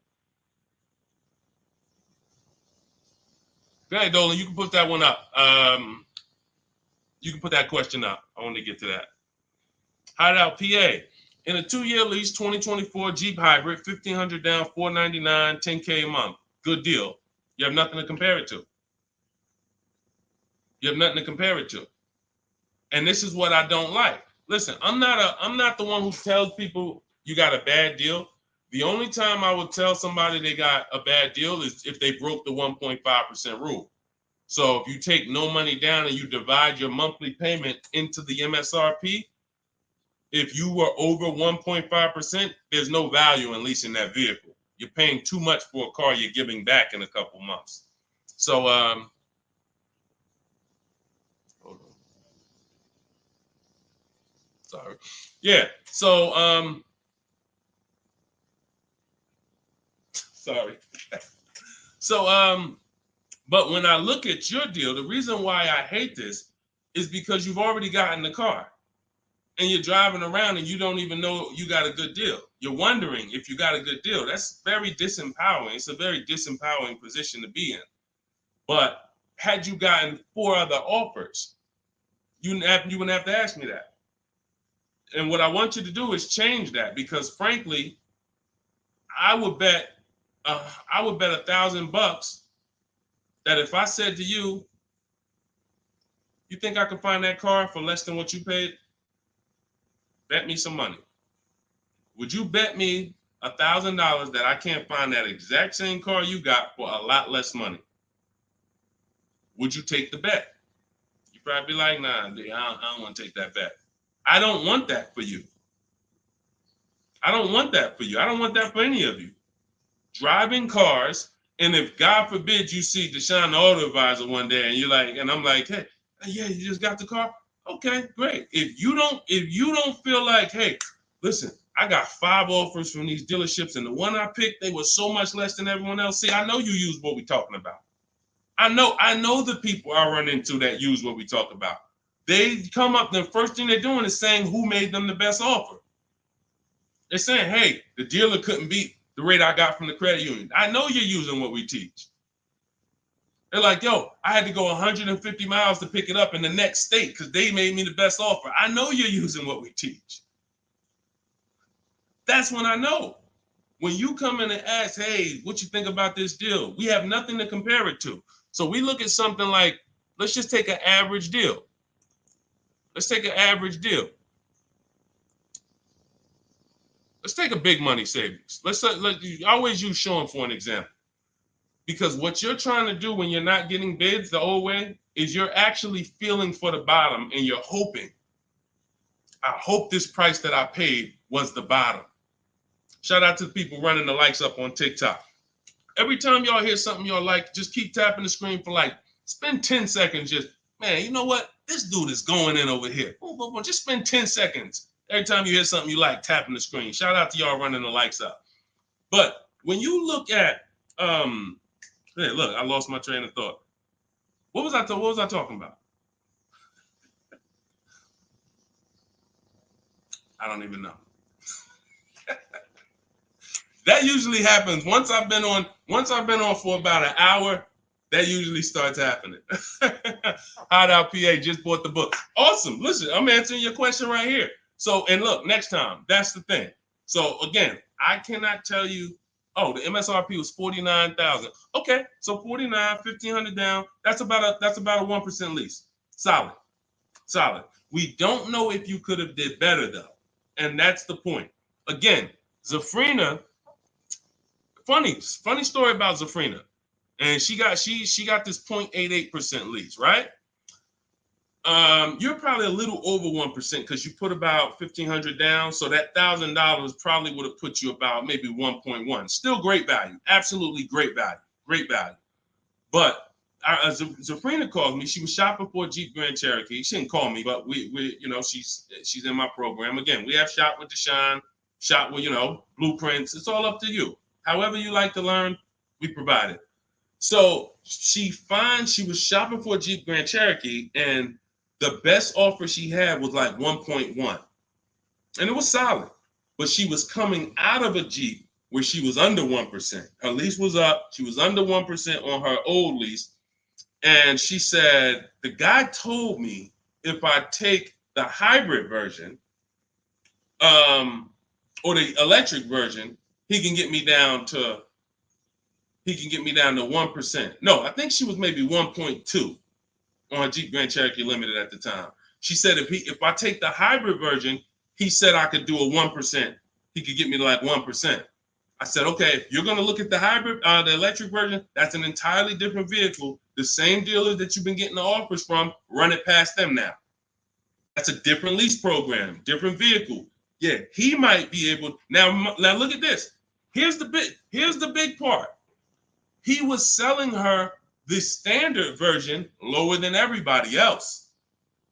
But then he flipped her to the electric version because it had a better program.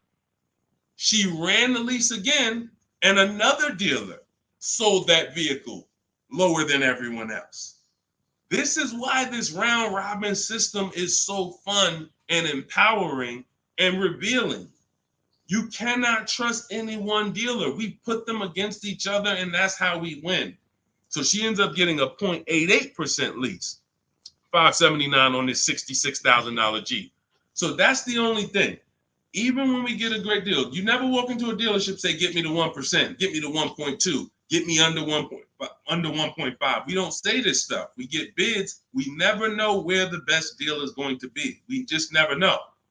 That's why we get bids. So everything we are learning is in my new digital book. Those of you who spent the last hour, 10 minutes with us, you're like, Deshone, I got it. I took a lot of notes. Perfect. But those of you who like Deshone, there's no way I'm going to remember all of this stuff. I want the whole step-by-step blueprint. That is Cars from Home, my new digital book. It's called 7 Steps to Saving Time, Money, and Avoiding Dealerships. You're going to learn how to get below-market car deals on leases, new cars, and used cars, and without spending more than 30 minutes in a car dealership. You'll be doing this from home. Everything we do is putting dealers against each other, making banks bid. We don't beg for these discounts. None of these people you saw me share, they know we don't do any begging. We are the prize. You are the prize. You haven't acted like it. You haven't accepted it. You haven't shopped like it. You're begging. Hey, come on, can you take off another $50? Come on, $25 a month. You're going to lose a deal over this. This is begging. You're begging someone to give them a $50,000 transaction. We don't do that. We're at home, empowered. Everything we do is in there. You have it in your inbox in literally minutes, and you can get it as long as you get there before the 30-minute timer is up. You get it for 75% off. So you won't pay the normal $97 price. You get your copy in my TikTok bio, in my Instagram bio, or you can click the link in my YouTube comment or Facebook below. So shout out to the people that's locked in. Skinner, shout out to you, Hideout PA. Shout out to the people who are like locked in. I know I can only help a small percentage of people. That's the sad part. The sad part is when I came to the internet, a bunch of smart people who studied the internet, they do this. I never sold any products on the internet. They told me, Deshone, doesn't matter how inexpensive you make it, you can't help everybody. They're not mentally gonna let you help them. I said, no, that's impossible. Nah, I said, look, no way. No, I'm gonna be so transparent. I got the industry experience. We got hundreds of testimonials. They go to all my pages. They can see their peers, people just like them, grandmothers, single mothers, all that. They said, Deshone, none of that matters. You can only help a small percentage. And they've been right. And I used to be disappointed. I really did. But now I focus on the people who are locked in. Whatever God gave me, whoever God assigned to me, I'm focused on you. That's it. So I'm here to make sure Hideout PA wins. She got the book. I'm here to make sure that Skinner wins. I'm here. Anybody who locked in, hey, Deshone got the book. You talking to me. I'm the 10%. I'm the 20%, whatever percentage it is. But the rest of you, you got to evaluate yourself because you're going into a very expensive purchase that is the second most expensive purchase you're ever going to make. And you're going in to deal with sharks. Like you really live that. Like you're really ready for that. I spend more time warning you of what the inside is like because I've been in the inside. I can go back to sell cars if I wasn't running a company to educate you guys. I can make $200,000, $300,000, $400,000 a year selling cars. This is not hard for me, but I know what it's like. I know who sits next to me. I know it's people who, when you sit down next to them, your head's coming off and you're going to leave with a smile. It's an art. It's a science to making a customer leave with a smile. We got people who pay $200 more per month than they could have got, but they leave smiling. Don't let them run into their neighbor, though, that's got the same car and got a better deal. $200 less. Wait, you got the same car? What happened? They knew something you didn't know. So that's my warning. Shout out to the people that's locked in. Get your book for 75% off. Make sure you screenshot the thank you page. The book is right on the thank you page. As soon as you pay, you can download it, add it to your inbox, and just use it and win. And make sure you email me your success stories. All right. I'll see y'all in the next stream. God bless you.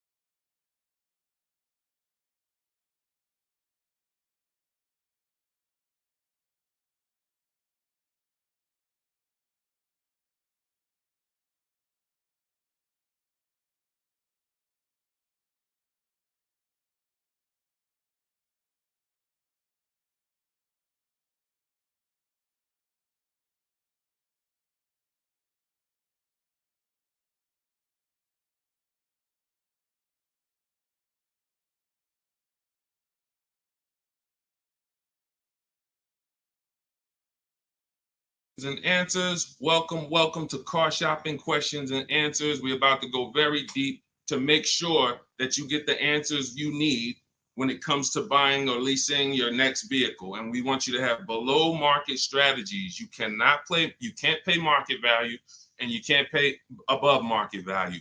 The goal when you are purchasing or leasing a car is to get a below market deal. That's the only deal. If you pay market value, you're paying what everyone else paid. It's not a deal. If you pay above market value, you're paying higher than what most people pay. It's definitely not a deal. The only deal is below market value. I see you, Rachel. We're gonna start off with you. I see your question on coming in on TikTok. So Dolan, we get ready to pull these questions in. As you guys start typing your questions, we're gonna have Dolan pull them into the show so you can start typing. And I want you to know that everything you're gonna learn over this next hour is out of my new digital book. It's called Cars from Home. 7 Steps to Saving Time, Money, and Avoiding Dealerships. I wrote this book. I put 14 years of industry experience in the car business, working with dealers, working inside Mercedes-Benz, inside General Motors, and I created a 7-step process for you to get below market leases, below market finance deals, below market loans, below market cash purchases, below market used cars, and I have high mileage strategies in there for those of you who drive over 15 or 18,000 miles a year. It's all in there step by step, and you can get your copy for 75% off as part of our book launch offer. You can click the link that's floating on Facebook. You can click the link below on YouTube. We have a comment pin for you, and inside my TikTok and Instagram bios, you guys have a 75% off link for 30 minutes. Once that timer goes to 0, the price does go back up to $97. It's still worth it at $97, but I'd rather you save the 75% off the total price so you have even more value. So get your copy immediately. Don't let it go down to 0 before you get your copy, all right? Let's get started, Dolan, with the first question. Start typing your questions, guys. We're going to get through as many as we can in 1 hour. And as you come in, can you hit the like button? It does matter. It does activate the algorithm. It does let these platforms know that we need more people over here so we can help them protect their money. Okay, this question came from Rachel. what's the best time to get a car? I drive a 2014 and I own and I owe $18,000. What is the best advice you can give on trading a newer vehicle? It's under 18, it's under 100,000 miles. Okay, Rachel. So one of the things that the first sense I get is I don't like you still owing that much money on a car that's 10 years old already. I have a rule that I teach. It's called the rule of 72 and the 10th birthday. That means that you never want to take a loan longer than 72 months, but you also don't want a loan on a vehicle past its 10th birthday. And I'm going to tell you why. In 14 years in the car business, I've seen tons of people have things go wrong about the 10-year mark. Now, there's nothing wrong with things going wrong because that's why you have a car, so that you can put a little money into it, maintain it, and keep it driving for as long as possible. The problem is when you have a loan on that car, now what you're doing is you're repairing the car while you're making, hold on. I had to turn the Bluetooth off. Okay, so the problem is you're repairing that car while you're making payments on it. I call these the four expenses. The four expenses for a car are what you pay for it every month, if you have a loan, what you pay for gas, what you pay to repair it, and then what you pay to maintain it. Maintaining is oil changes, brake fluid changes, tire rotations, new tires. These are, replacing brakes. These are maintaining it. Repairing it is if something breaks on the car. And it's that I call that the fourth expense. That's what most people are not ready for. And what I see is if you have a loan past the 10th year, you're getting hit with you're getting hit with all four expenses. And if you've ever seen someone who has a luxury vehicle and they hate it, they usually are buying cars that are too old and taking loans that are too long on them. Because you'll see they hate the vehicle because BMW, you got your BMW, you go drop it off, they tell you, hey, you need brakes, that's maintenance. Then, hey, your navigation system or your electric system is messing up, that's $2,000. And then, you still had to put premium gas in the car, so you could leave out of there, it costs $5,000 in 1 month. And people be like, man, I hate this car. But the car is not the problem. The problem is you took a loan on a car that was too old, and you took a loan that was too long. That's why I created the rule of 72 and the 10th birthday. No loans longer than 72 months, and then your car needs to be paid off by the 10th birthday. Now, what happens if you look at the car you want and you can't afford that payment for 6 years? That means you can't afford that car. That doesn't mean stretch the loan out to 7 years or 8 years so that you can try to afford it. Right now, we could all go and we can look at a $700,000 house. Maybe most of us can't afford the mortgage on that, but if we stretch the mortgage out to 50 years, then maybe we can afford the mortgage on it. Doesn't mean it's a good financial decision. So if you're going to finance again, Rachel, I want you to keep that in mind. When you replace your current car, if you're going into another finance, which I don't recommend if you're not keeping this next car 8 years, because you're going to be in the same position again, you should be going into a below market lease. Then if you're keeping the car long term, then go to another finance and then make sure you're not buying too much car, taking out too many loans on it, and taking out too long of a loan. Use that as an affordability index. If I can't afford this car on a 6-year payment and I can't add up, here's how you do it. You look at the car, ask yourself, how old is it? If it's 6 years old, that means I got to take a 4-year loan. If it's 5 years old, that means I got to take a 5-year loan. It can't be greater than 10. You are taking way too much risk. And you're going to end up in this position where you're looking and you're like, how do I still have a car payment? Things starting to go wrong on this car. I'm nowhere close to paying it off. What did I do wrong? That's what you did wrong. Now, if you want to avoid this altogether and say, all right, what can I do in a different structure? You would be going into a lease. If you're shopping a below market lease, what that's going to do is make sure you can pay a low payment on a brand new car. It's always going to be under warranty, and you just keep doing that. You look like somebody who you're just used to having a car payment anyway.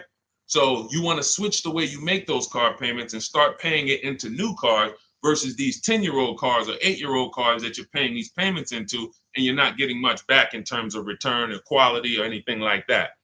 So that's the first thing that I would concern myself with is, Rachel, how many years are you going to keep the next car? If it's 8 or more, then you purchase again.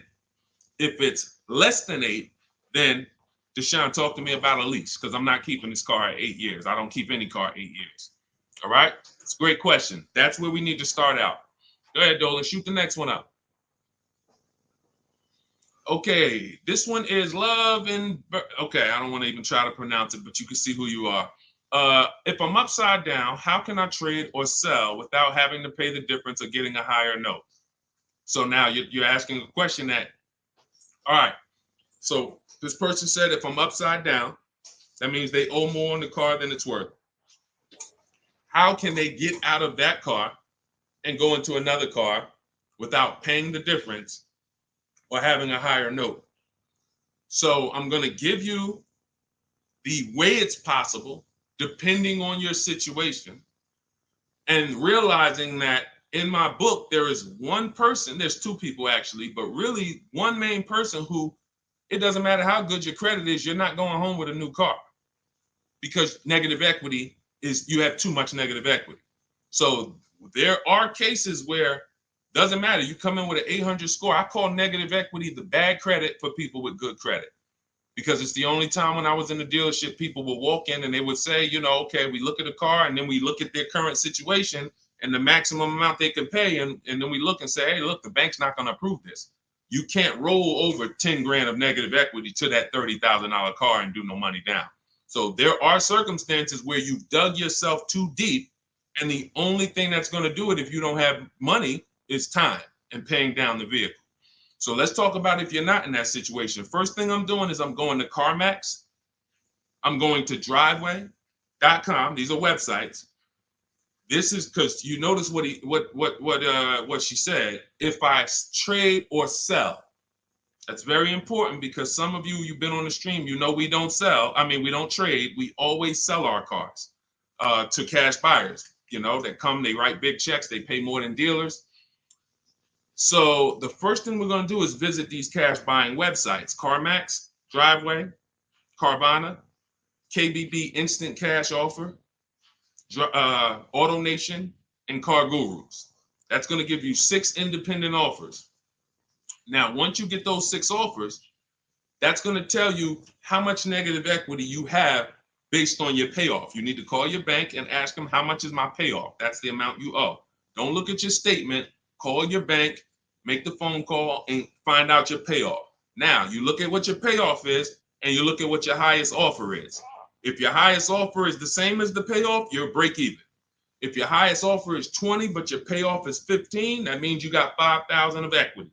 If your highest offer is 10 and your payoff is 15, you got 5,000 negative equity. So now the best thing to do is what I call pay the difference. Because when you pay the difference, now you can go into your next transaction and you can do a clean transaction. Clean transaction. So whatever deal you get on your next car, it's clean. You're not bringing any baggage over. You can shop multiple offers. There's no limits. But if you can't pay the difference, now you have to do what we don't like doing, which is trade. And there's going to be a ton of people with negative equity, because a lot of people bought cars that were overpriced from 2020 to 2022. You know, we were trying to warn people to lease, to ride out the market, buy inexpensive pre-owned cars to ride out the market, or, you know, keep their current car and not shop if they didn't have to ride out the market. Some people didn't take that advice, and they went and they overpaid because they had no shopping strategy. And now they're going to be 15 grand negative equity trying to get another car. So if you can't transfer, you know, there's limits to what you can transfer. If you can do what we teach and you actually can shop the market the way we teach, you might get a deal like this. Let me show, this is Milligan's deal. She just made this deal a couple days ago. It was for Mercedes-Benz brand new EQS. It's an EQE. It was a $79,000 vehicle. Using our shop from home strategy, she never left the house to get this discount. She went from$79,000 to $51,000 on a brand new vehicle. And if you're on Instagram or if you're on YouTube, you guys can see this. So we can't share the entire versions on Facebook and on TikTok. But if you like, anybody who wants to see, okay, I want to see these things that Deshone is sharing, you can go right to our YouTube page, Deshone the Auto Advisor. And you go right to Instagram and you'll see the actual documents. This is her deal. She's posted up $79,000, $51,000. Why is this so important? Because when the bank goes to lend on this vehicle she bought, they're lending based on the fact the MSRP is 79. So the banks will usually lend up to 20% more of the MSRP if you have good credit. So 79, the max they'll lend is another 20% of that. So let's say, $96,000 is the max they're going to lend on a $79,000 car. So let's just say you have 15,000 negative equity. Now, you don't know how to shop. You don't get the same discounts we're getting. You don't have that same thing. You can't slap all of that negative equity on and your taxes and your fees because you're going to blow out the loan to value ratios. The bank's not going to approve it. But when you find a car that has specific rebate, and we don't know this, she didn't know she was going to save $25,000 off this vehicle. What is that? Almost $30,000 off this vehicle. She didn't know that. She just said, I like this vehicle. Deshone, I'm going to use these shopping strategies, same strategies you'll have in my book. It'll literally be in your inbox in minutes. Same strategies we've used to help people do this all around the country. Now, all right, I saved almost 30 grand. Now I can bring my negative equity of 15 grand over to this vehicle, bury it, and I'm okay. So it's very important. The more negative equity you have, you are targeting a vehicle, or you're trying to find a vehicle where you can get such a big discount, you can transfer that over, go from a non-quality vehicle usually to a quality vehicle, because you're already in a vehicle that's not worth what you owe. That's important to understand. You're already in a vehicle that's not worth what you owe. The key is to getting that into a vehicle you're going to enjoy, and at least a vehicle that is safe and quality, and preferably you're leasing. Because the great thing about transferring negative equity to a lease is once that lease is up in 3 years or 39 months, the negative equity is gone. When you transfer that over to a finance, another 5 or 6 year finance, you're bringing the negative equity over, stretching it out for 5 or 6 years and putting interest on top of it. That's why I don't ever recommend go from a finance negative equity deal to another finance negative equity deal, because you're usually a short-term person anyway. You should be leasing cars. So this is the strategies for getting out of negative equity. Now you can literally go into a dealer. See, watch this. That's a below market strategy for negative equity. What I just talked to you about is what the people who are actually financially wise do and think about. Now you could say, well, I'm just going to go into the dealer and say, hey, I want to get out of this car. Perfect. They'll transfer you out of that. They'll go in and say, all right, we got it. Here's your payment. We put you on a 4-year lease, or here's your payment. We got you in a 6-year, 7-year finance.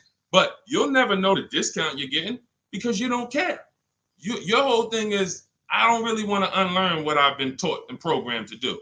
But if you want to say, I want to make the best deal possible and I want to stop making these mistakes that's getting me into these bad deals, I've never had to come and deal with 5, 6 grand, 2 grand of negative equity. It's never happened to me. But there are people, you might be one of them, who every deal you make, it's a negative equity situation. It's a negative equity situation. That's because you haven't learned how to structure your deals correctly. And those are the things that I want you to unlearn so that you can have empowered car buying, be making deals you feel great about, posting your numbers just like Milligan did, and saying, hey, check out the deal I made. Not just check out the car I got, check out the deal that I made. Okay? So that's what you need to understand. And if you can't, and that's how you can transfer out of negative equity, whether you have 10 grand negative equity, 5, 15, those are your options. And that's how we work it. All of this, guys, is in my new digital book. If you're enjoying what you're hearing so far, could you hit the like button? Hit the like button if you're just enjoying what you're hearing so far. I see y'all are running the likes up on TikTok. I appreciate it. As y'all keep tapping the screen, every time you're like, man, you know what? This is good information. Just hit the like button, start tapping the screen. It means a lot. And again, it shows these social media platforms that they need to get more people over here. Okay? So go ahead, Dolan, shoot the next question up. Keep typing your questions, y'all. We are going to try to get through as many as we can. I see you, Patrice Darden. I see you, Mr. Living Right. I see you, Letitia Cook. Good to see everybody tapping in. What's up, Mex? I see you, Kiki. We're live on 2 TikTok channels too. We're on 2 TikTok channels today. All right, now Roby asks, what's the fastest way to sell a lease? I'm over by 18,000 in miles and have 19 payments left. Okay, here's what I'm gonna give you. I'm gonna give you, this is, now, who has a lease right now that they're pacing to go over their mileage? They're pacing to go over their mileage. Who has a lease right now? You haven't gone over yet, but you're pacing because you're not over until the end of the lease. If you tell the leasing company you're going to drive 12,000 miles per year, then they want the car back with 36,000 miles on it. If you sign for 15,000 miles per year, then they want the car back with 45,000 miles in 3 years. You do a 20,000 mile a year lease. Some of you might have not known you can do high mileage leases. We talk about that all the time. It's only a couple dollars more when you get below market deals. If you're not keeping cars 8 years, the high mileage leases are some of the best things you could be doing. It's literally pennies on the dot, cents on the dollar compared to purchasing, and we never have negative equity, and we drive as much as we want in these new cars.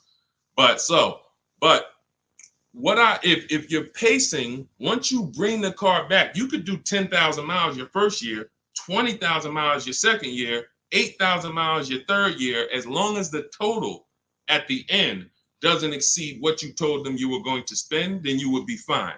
So you're not over your miles, you're pacing to go over your miles. So here's what I'm going to give you, Nairobi, because this is a very, very complex thing when you don't have calculators. When you don't have tools, it's complex unless you're really good at math. But what I'm going to do is I'm going to put this comment on YouTube and Facebook. Now now in my book, I have calculators that I've invented. This is actual software that people who use my books and who have worked with me since 2021 have gotten to use. These are things that I looked around the industry and I saw things that people needed to know that didn't exist. So we had to actually build them out ourselves. And so that's why when you get my digital book, you have access to like 5 different custom calculators that we made that no one else uses. So one of them is this lease penalty calculator. Now, if you're pacing to go over your miles, here's what you got to understand. If you call a dealership, one of the biggest lies that they're going to tell you is, come on in, I'll take care of the mileage, or I'll take care of the penalties, or we'll get you out of the lease. Who's heard that before? Type me if you've heard that. Type me if you've ever spoken to a dealer, if you said, hey, I'm going over my miles, or hey, I'm thinking about, I want to get out early, and they said to you, no problem, come on in, we'll get you out of that. Don't worry about your old payments. Who's heard that? Who's heard that? Okay, type me. I told y'all, you got to stay by your keyboards when you're on these live streams. This is not, you're not watching somebody play video games where you could just be like, all right, yeah, let me just watch this person. Nah, this is active learning. This is stay by your keyboard because we dialogue with each other. All right, Latesha, I see you. Carol, yes, I see you. Harold Driver, yes, I see you. All right, so here's what happens. Those payments and that penalty that you drove over your miles, they don't get taken care of. They get rolled into your next deal. The only way lease payments disappear is if they have something called a payment waiver. And that's for loyalty in some cases. They don't say, hey, you got a Honda, you're buying a Toyota, we'll waive those old payments. They'll say, we'll take care of them. But what that means, and what you need to know and what we know, is that means I'm rolling them into your next car. So you're paying for that car in this new car. We don't like to make deals like that because it's baggage. It's baggage. So what we want to do is we want to find out, if we're pacing to go over our mileage, does it make more sense for me to get, thank you, Tim. That's actually a good statement. Ain't nothing free. That's a good statement that a lot of people don't understand. When they say, hey, I'm throwing in these floor mats for you. Hey, I'm throwing in key protection. That means there's so much money in the deal that we have to actually, it's something called padding the deal. The finance manager and the team, they're trying to just pack. We got so much profit in this deal. We need to figure out how to allocate some of this so it's justified So when you hear them say that, oh, he threw in all this, he threw in all of this for me, that means you got a horrible deal. Sorry to tell you, but I got to give you the bad news first so that you understand. All right, it's smoke and mirrors, but I'm not gonna make these mistakes again. You have a whole billion-dollar industry that is really hell-bent on keeping you shopping the same way you've been shopping, because it keeps them on the Fortune 500 list. It keeps them publicly trading at a good profit. But our people and the people who listen to us, those of you who locked in, you're gonna be the ones that everybody else buying up here, but we buying down here. So let's get back to this point. So you want to see if I'm pacing to go over my mileage, does it make more sense for me to replace the car now? In which case, my payments would be due. If I stop my lease 3 months early, and in Nairobi's case, she has 19 payments left. If she was to go and stop her lease now, those 19 payments get billed out immediately. So if she walks into a dealer and says, hey, get me out of this car, they're going to try to either see, can they buy it, or do we make the payments and roll them over? What happens most of the time, and it's usually a better situation, guys, is you would use that lease penalty calculator, you put in how many miles you're driving per month, and it's going to tell you, if you go all the way to the end, this is how much your mileage penalty would be. I had somebody who I work with use that calculator. He found out the mileage penalty would be a little over $2,000. But if he got out now, his payment and mileage penalty would be $5,000. See, first thing we want to do when we find out we're going over mileage is, let me try to get out of this car. Oh, you don't realize that that's a bigger penalty you're paying, breaking the lease early, versus go to mileage, and then you find yourself a below market deal. You get yourself a deal like this. Get yourself a deal like this, because I told you I'm gonna be showing a lot more people. We had so many people get cars over the last couple of days. We gonna be showing these people. Look, this is Melissa. Melissa got a 2025 Honda Pilot EXL. She got a 15,000 mile a year lease. And oh man, I didn't even when I screenshot her, hold on. When I screenshot her deal, I didn't open it up with all the details that she shared. So hold on, stay with me, because y'all got to see this. She got a 1.27 lease. And if she would have let's say she was in a situation where she had a $2,000 mileage penalty, it would be simple for her to just literally roll that mileage penalty over here on top of her 1.2% lease. So this was her full deal right here. It says 15,000 miles per year, $597 a month. And look, she sold her old car because she was used to financing. This is the perfect example of someone who was taught never lease, never lease. She paid all this money to finance these cars. She had a 2018 Kia Sorento, and she would normally go in, trade that car in, and then use whatever equity she had, 5,000, 7,000, 8,000, as a down payment towards her next finance. And she just kept doing it over and over and over again, paying high payments, losing her equity. So she discovers me. She finds out she's not keeping cars 8 years. She's like, all right, if I'm not keeping cars 8 years, I'm not breaking Deshone's 8-year rule. I'm going to shop for a lease. So now she shops for her lease. She gets the same car she would have gotten and paid tons of money for, $800-900 a month for, because she was financing it. But now she actually she financed, she gets her new lease, $597 a month. And look, she did her offers, the 6 offers I told y'all to do, 10 minutes ago, $12,000 in equity. So she goes in, she gets the new car, no money down, $597, drives off in a brand new $50,000 vehicle. Then she gets a check and she puts it in her bank for $12,000.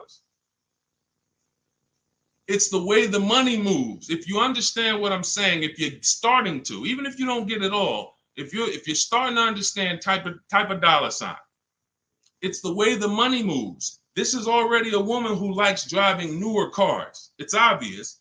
She has a 2018. She's going to upgrade it. So she would normally just go trade it in, finance another car, keep it another 5-6 years, trade it in, finance another car. It costs big money to finance these cars.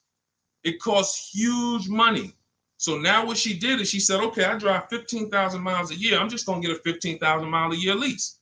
If she would have got a 12,000, payment would have been $25 less. If she needed 18,000 like Jen, look at Jen's deal. Jen needed 18,000. Where's Jen? Here she is. Look, she says $512 a month. She got a CRV hybrid, and some of these vehicles are very in demand. So when you see vehicles that are closer to the 1% leases, these are vehicles that have bigger rebates, more support behind them. And sometimes you see vehicles that are 1.2, 1.3. They have a little less support from the manufacturer, but you still need to shop to get great lease deals because most people are paying, either huge down payments or then, they're paying over 1.5%. Again, let's stay on topic though. If you look at Jen, she said my payment was $512. I bumped it up because I wanted 18,000 miles a year to $563. Look, she shopped the payment. She shopped her deal from home the way we teach. She got 25 dealers to get involved online, never talked to them, got bids, used my email scripts, and she said, okay, my best deal for 12,000 miles is $512 a month. All right, now bump me up to 18,000. So she's getting, a lot of people would have just signed the 12,000 and then been talking about penalties that they're paying because they didn't get what they need. We teach something called choosing your mileage wisely. She paid $40-$50 a month and she can drive her 18,000 miles a year, take her trips, do her crossroads, go see her kids in college and not have to worry about anything for $40-something more a month. It's the pennies. That's called being penny wise. Some people will be penny, that's called being dollar wise. Some people will be penny wise. It's called penny wise, dollar foolish. You have to get the mileage you need on a lease. And if you choose your mileage wrong, don't blame the lease. The lease is not a real person. The lease only goes what you put in. If you tell them, work me a lease payment with no money down, that's how they're going to customize it. If you say put the taxes and fees in the payment and give me offers, that's how they're going to customize it. You might have to tell them 2 or 3 times because they're so used to just telling people, hey, we need $5,000 down. So you might have to tell them that, but the lease is based on you. If you say, hey, I need 25,000 miles a year to drive, that's what they're going to quote you. That's what they're going to customize. So we always shop with 12 and then we adjust our mileage later. But that's what you need to see, Nairobi. So you're going to see, use that calculator I put the link for. It'll tell you whether it makes sense to get out now, later, or at the end. But the last thing I want you to compare that to is the equity assessment. I want you to go to CarMax, go to Driveway, go to Carvana, go to KBB Instant Cash Offer, go to Driveway, go to AutoNation, go to Car Gurus, get those 6 cash offers because you may be able to sell your car. And in which case, if you sell your car, all is forgiven. If you sell your car, there's no penalties, there's no nothing because you're actually transferring the title and the buyer is paying the company off. So do that equity assessment. But when you go to those websites, you must put in, when they ask you, is it a finance, lease, or own, put own. Don't put lease because it triggers something in their websites. Now, if y'all are like, you're like Deshone, I'm not going to remember all of this. Get the blueprint. That everything I'm teaching you is out of my new digital book, Cars from Home, 7 Steps to Saving Time, Money, and Avoiding Dealerships. It's already 5-star rated. Shout out to the people on Goodreads who have reviewed it. We're at a 4.9 rating. We got 4.9 overall, 58 ratings, 40 written reviews. Shout out to everybody who's came and told their story about this book since we launched it a few months ago. And you can go and see what the public is saying about it. This ship has sailed. You can get your copy for 75% off for the next 30 minutes. If you visited the website in my TikTok bio and my Instagram bio, once that gets to 0, there's a countdown, 30 minutes. Once it gets to 0, the price of the book goes back up to $97. It's still worth every dime, but I'd rather you pay $24 instead of $97. So on Instagram, TikTok, your 75% off is in my TikTok bio, in my Instagram bio. Get it before the countdown expires and you'll have the blueprint. On Facebook and YouTube, we have a link in the comments for you pinned for you to get your copy for 75% off for 30 minutes only. Again, if you're like Deshone, this is good, but there's no way I'm going to remember all of this. You can watch the replays, get it however you want it. Our system is step-by-step, and it doesn't involve talking. Everything we do is online tools. Okay, go ahead, Dolan. Let me take a sip of water. Next question. And you can buy more miles on the lease. That's a good point. A lot of people don't know that though, Tim. They really don't. You know, they might have signed a bad lease or heard somebody sign a bad lease, and then, you know, usually what signing a bad lease is overpaying for it or not getting the mileage you need, or both. You get them. I've had people who know they're not going to drive 10,000 miles a year, but because it's $40 a month less, or because they don't know, just pay $40 more and get what you need. They'll just take the 10,000. It's a horrible decision, and it leads to a terrible lease experience. All right, this is Teneros. How much should I put down as a down payment? It's a great question. So what you want to do is understand that down payment is nothing but payment management.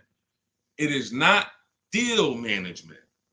You don't want to fool yourself into thinking that because you got a good payment, you got a good deal.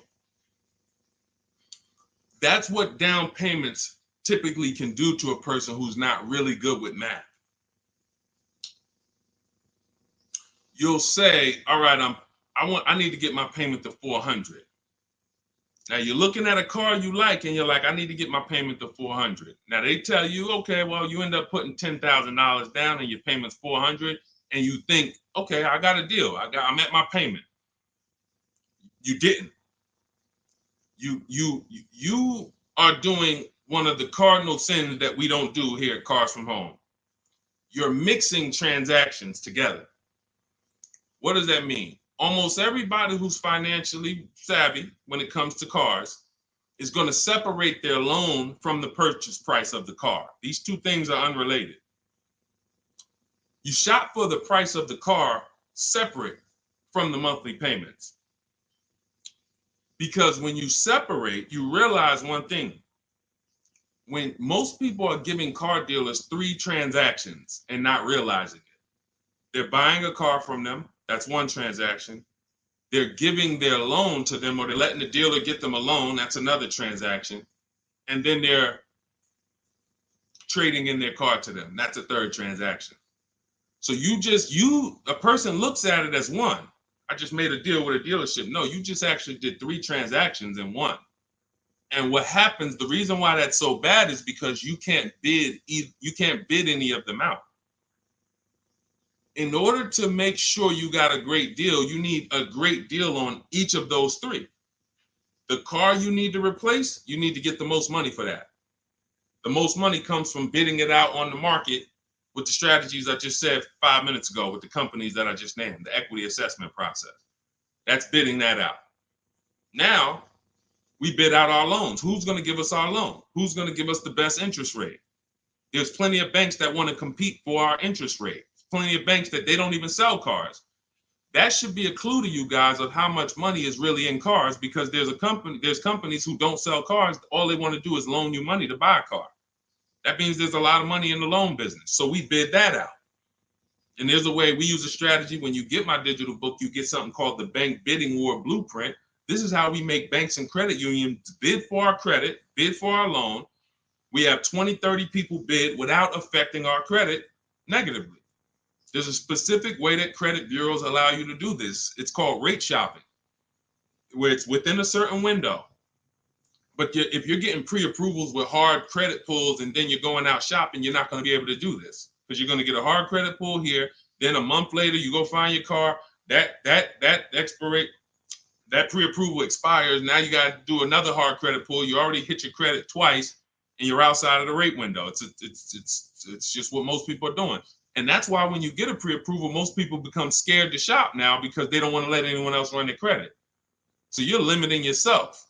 But the Bank Bidding War shows you how to have unlimited people bid for your interest, and we do that after we find our car. But the third transaction is when we're going to buy a car now.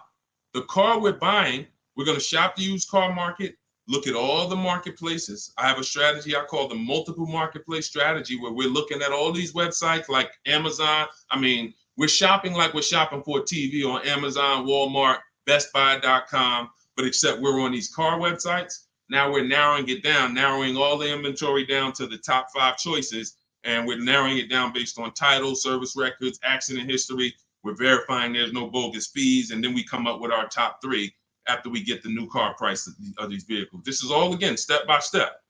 And some of you, you're like, this should be expected. This is what car shopping should be like. Car shopping is not like buying a TV. It's closer to buying a house. So although we do this in 2 hours, if you follow my strategy, you can get deals in 2 hours. Without these things, you're now winging the process. But first things first, when you determine, when you add to this question was about how much money should I be putting down? When we separate our transactions, now what we've done is we went out and we found the car we want at a below market price. Now we go to our lenders and we start the bidding process and we say, okay, who's going to give me the best interest rate? And whoever gets me the best interest rate, now I put it together with the car that I have on hold. And I say, okay, what's my car payment now? And they may say, okay, well, if you finance the whole thing, your car payment's, $580. Now you might say, okay, I think I want to be at like $499. How much do I need down? Well, about $3,000. Okay, perfect. That's between you and the lender. It's not between you and the dealer. You're not, see, in that case, now you have the best price on the car waiting for you because you got bids on that. You got the best loan because you got bids on it. And now your down payment is actually going off the principal of the car, not it's going to pad the deal and the profit from the dealer. If you got that, type $sign.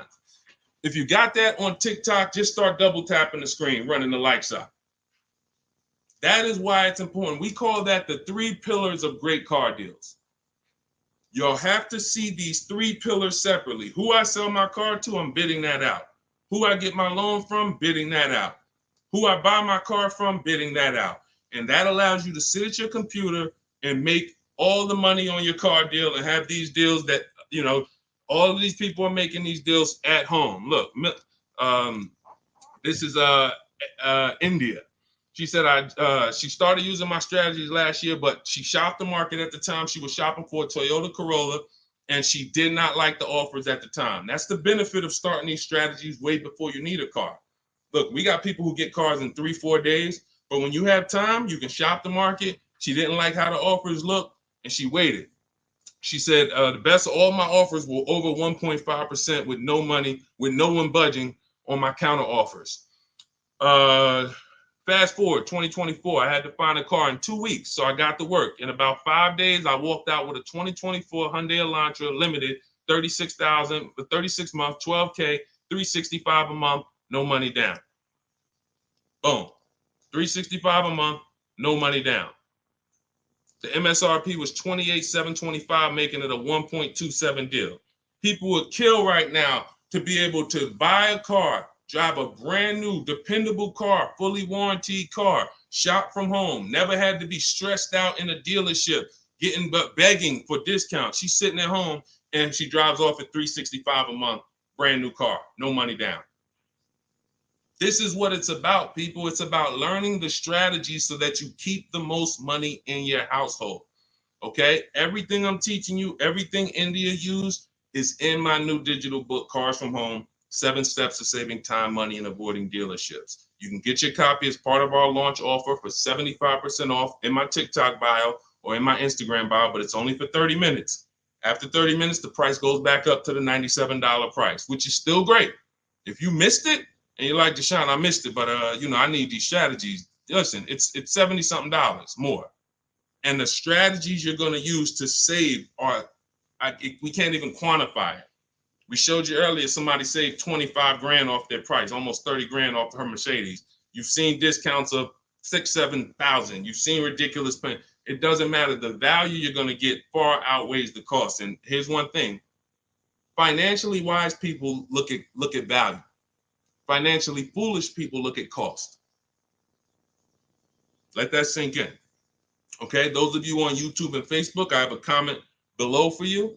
We have a comment pinned. You can hit the link below. You'll see the 75% off. Now, make sure when you get your book at the 75% off, if you get there before the 30 minutes is up, make sure as soon as you purchase, it says screenshot the thank you page. You'll see I put on that page, your book is below. You can click it to open it immediately, save it to your phone, save it to your computer, and I also email you a copy. But I want you to screenshot that page so you can have my support team's email. Every now and then we get people that typing so fast, you actually type your email in wrong. and then you didn't save the book right there on the thank you page. So now, how am I getting my book? You got the support team email. They're 7 days a week. Email, hey, I think I might have typed something wrong. I don't see my book. It's not in my spam folder. Get my team so we can get you the book immediately. So you can have these strategies, protect your family's money, shop with confidence, enjoy car shopping. I enjoy shopping. These people are like, enjoy. Look at what Adina said. Look at what Adina said at the end. She said, thanks to Sean. Hold on. Thanks to Sean for making the car buying process easy. And I want to upload this because it got cut off too. So I'm going to upload this. Thank you for making the car buying process easy. I want you enjoying car shopping. It's shit. You're about to spend a ton of money. Why should you dread? Look what she said. Last sentence. If you're on Instagram or if you're on YouTube, you can see it. So, all right, Dolan, next question. Let's fly through a couple more. We still got some more time. Come on, y'all, keep typing.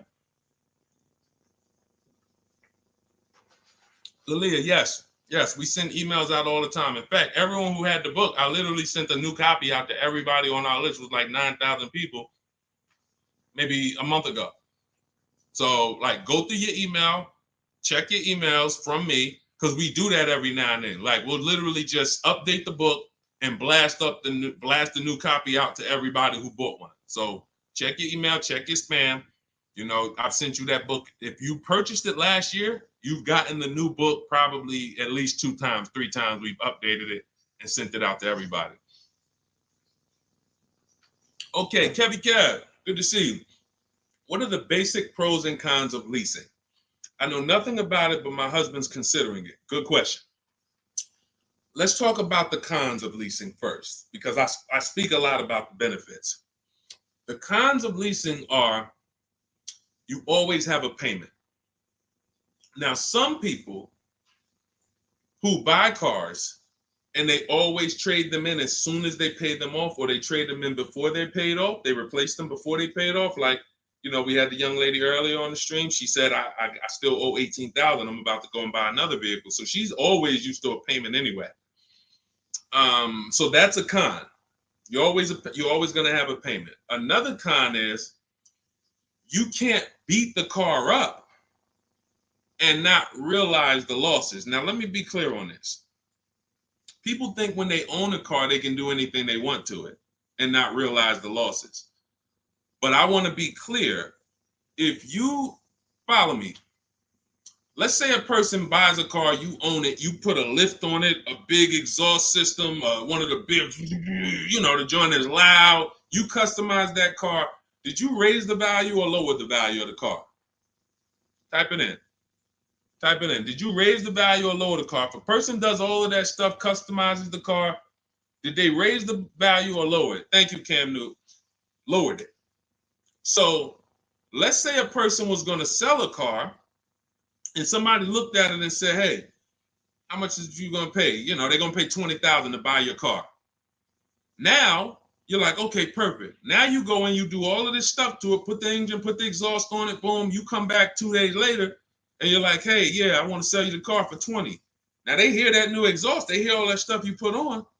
They're like, nah, I can't give you 20 for that. And that thing probably worth 16 now. I don't know what you do to it. So I'm trying to get you to see what I call the unseen expense. This is depreciation. Everything we talk about when we talk about leasing versus buying, we're taking into account how we're going to avoid major depreciation. But people who purchase don't often think that they don't actually understand that whatever they do to that car, if they drive 40,000 miles on it, they just lost money. If my car was worth 20 today and then I drive 30,000 miles this year, that car is going to be worth 10. I'm destroying the value. So you pay for it either way. So when I say that one of the cons of leasing is that you can't do anything you want to the car, well, you can't without paying for it, but you also can't when you own it without paying for it. But if you do that, you have to restore it to its original condition. Now, another con of leasing is you have to be able to estimate around about how much you're going to drive. So people who are like doing Uber or something, you don't know how much you're going to drive. There's a reason I don't tell business people who do those types of businesses to lease, even though they're not keeping their cars a long time. there's a better structure for you guys. Leasing is not it, because you don't know how much you're going to drive. If you have a good year, you might do 40,000 miles. If you have a bad year or a rough year, you might do 20 or 18,000 miles. So you can't predict it. So with leasing, you have to have an enjoyable leasing experience. You have to have some type of an idea when you're going to, how much you're going to drive. Now, one of the biggest cons to leasing is you can overpay by a lot because it's not transparent. It's not transparent. Could everybody who shares, there are a couple people on here, you always share the broadcast. I appreciate you. We need you. Can you hit the share button, hit that arrow, hit that paper plane, and tag one friend in, just in case they might be going to the dealership tomorrow. We need to make sure that they have what they need to win. So shout out to the sharers. We can't do this without you. Now, when you consider that you can overpay, see, when you get a purchase deal, everything goes on that receipt, the buyer's order. You can plug that into a calculator and you can match those numbers up. You might not be used to doing it, but that bottom line price, you can plug that right into a basic auto loan calculator on hundreds of websites, and you can make sure that your payment matches. You can't do that with a lease. There's all types of potential to hide money in leases. You can hide money in the interest rate. You can hide in the money factor, because you can't use your own financing with a lease. You have to use whatever bank or leasing company the dealership who's running the promotion is using. So that gives us potential to be overcharged for our money factor or our interest rate. There could be rebates on that vehicle, $2,000, $5,000 rebates. Look, when Sean was shopping for his F-150, some of you have seen it. It was a $15,000 rebate, $15,500. He wouldn't have known about that if a dealer's not going to come in and tell him, hey, it's $15,500 rebate on this. No, some dealers might say nothing. They won't even mention it. They'll just try to negotiate. Hey, how much could you, they hoping you say something like this. Can you get me the invoice price? Can you get me to the invoice price? If I could get you the invoice price, can we make a deal today? Yeah, I always heard that, invoice price is a fair deal. Okay, no problem. Let me go get it. So they're not going to tell you anything about, hey, we got $15,000. He didn't ask about the rebates. He didn't ask nothing about rebate. He don't know anything about the rebates. Let's go take off $5,000, get him the invoice price. We're going to make $20,000 profit on this deal. So this is how it works. This is how it works. So with a lease, you could have the same types of incentives.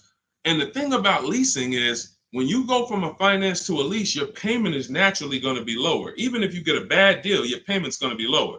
If you're used to buying $50,000 cars and paying $900 or $1,000 a month and putting 10 grand down, that same $50,000 car is going to lease out for like $800 with a bad deal. So people will walk in and think they won. Oh man, it's lower. It's lower than when I used to buy these. But you don't realize that, if this was a vehicle like Zafrina here, and look, this was a $60,000 vehicle, $65,000 Jeep Grand Cherokee. Now that vehicle, she's paying $579 a month for, no money down. So you walk in and you get a vehicle like this, and you think, oh, they got me the lease at $800. It's a $65,000 vehicle. I had to win. No, you lost big time because there were so many rebates and incentives that you didn't understand were there, and there's no way you're going to get them to reveal them to you. The only way, and I've been in the car business since 2006. I left in 2020, and since then I've been helping people make deals around this country. The only way to reveal what all the rebates are is 2 words: multiple offers. It's the only way. You're never going to negotiate your way to finding out what all the rebates are, because one deal is going to tell you it's $3,000, another deal is going to tell you it's $5,000, another deal is going to tell you it's $8,000, another deal is going to tell you there's no rebates. That's why when we sit back and we get multiple offers from home using the strategies in my digital book that you'll have access to immediately. Those of you who got your book, I see a lot of you saying, got the book. All of this stuff is scripted out for you. Now, you could do it manually, too. You want to call around the dealerships, ask for the sales manager, ask for a manager, try to bypass salesmen, because salesmen are trained to distract and waste time and make it hard, especially by phone. So if you want to try to do it manually, we must get 5 offers. New cars, leases, you must get 5 offers from 5 different dealers because that's how different the offers are going to be. They're going to be major different, not close, major. I always say if your offers aren't $150 to $200 a month apart, then you didn't shop correctly. Okay, go ahead, Doe. Let's shoot the next question up. That's it, Kevy Kev. That's the pros and cons. Oh, let me hit on the pros. Hold on. Let me try to sum up the pros of leasing before we wrap this question up. Pros of leasing are when you get below market leases, you're driving new cars, warranty cars, always under warranty in most cases. Something breaks, you call a dealership. Hey, this broke. Come on in, we'll fix it. You're under warranty. When you get below market leases, you're driving new cars for cents on the dollar. You're driving new cars and you're paying less than what people are paying to buy, lots less of what people are paying to buy them new, and you're paying less than what people are paying to buy them pre-owned. Some of you've seen me do that scenario where I compare a new lease, below market lease, to a pre-owned version of that same car. Take that $65,000 vehicle that Zafrina got, $597 a month. If she found one for, $30,000, half price, let's just pretend, and this is to illustrate to you how drastic the difference between below market leases are and buying. It's not even close. It's nowhere near close. If she found a half price version of that vehicle, which won't exist, let's just say we made one up and just put it right here, half price. So that's $32,000 plus tax. She's around $35,000. Some of you know every $5,000 on a car payment is about how much per month. I mean, when you look at a car, every $5,000 on a loan is about how much per month. I told y'all, stay by the keyboard. We got to be quick here. This is active learning. You don't want to be distracted. You want to be locked in, active learning. Every $5,000 on a loan is about how much per month.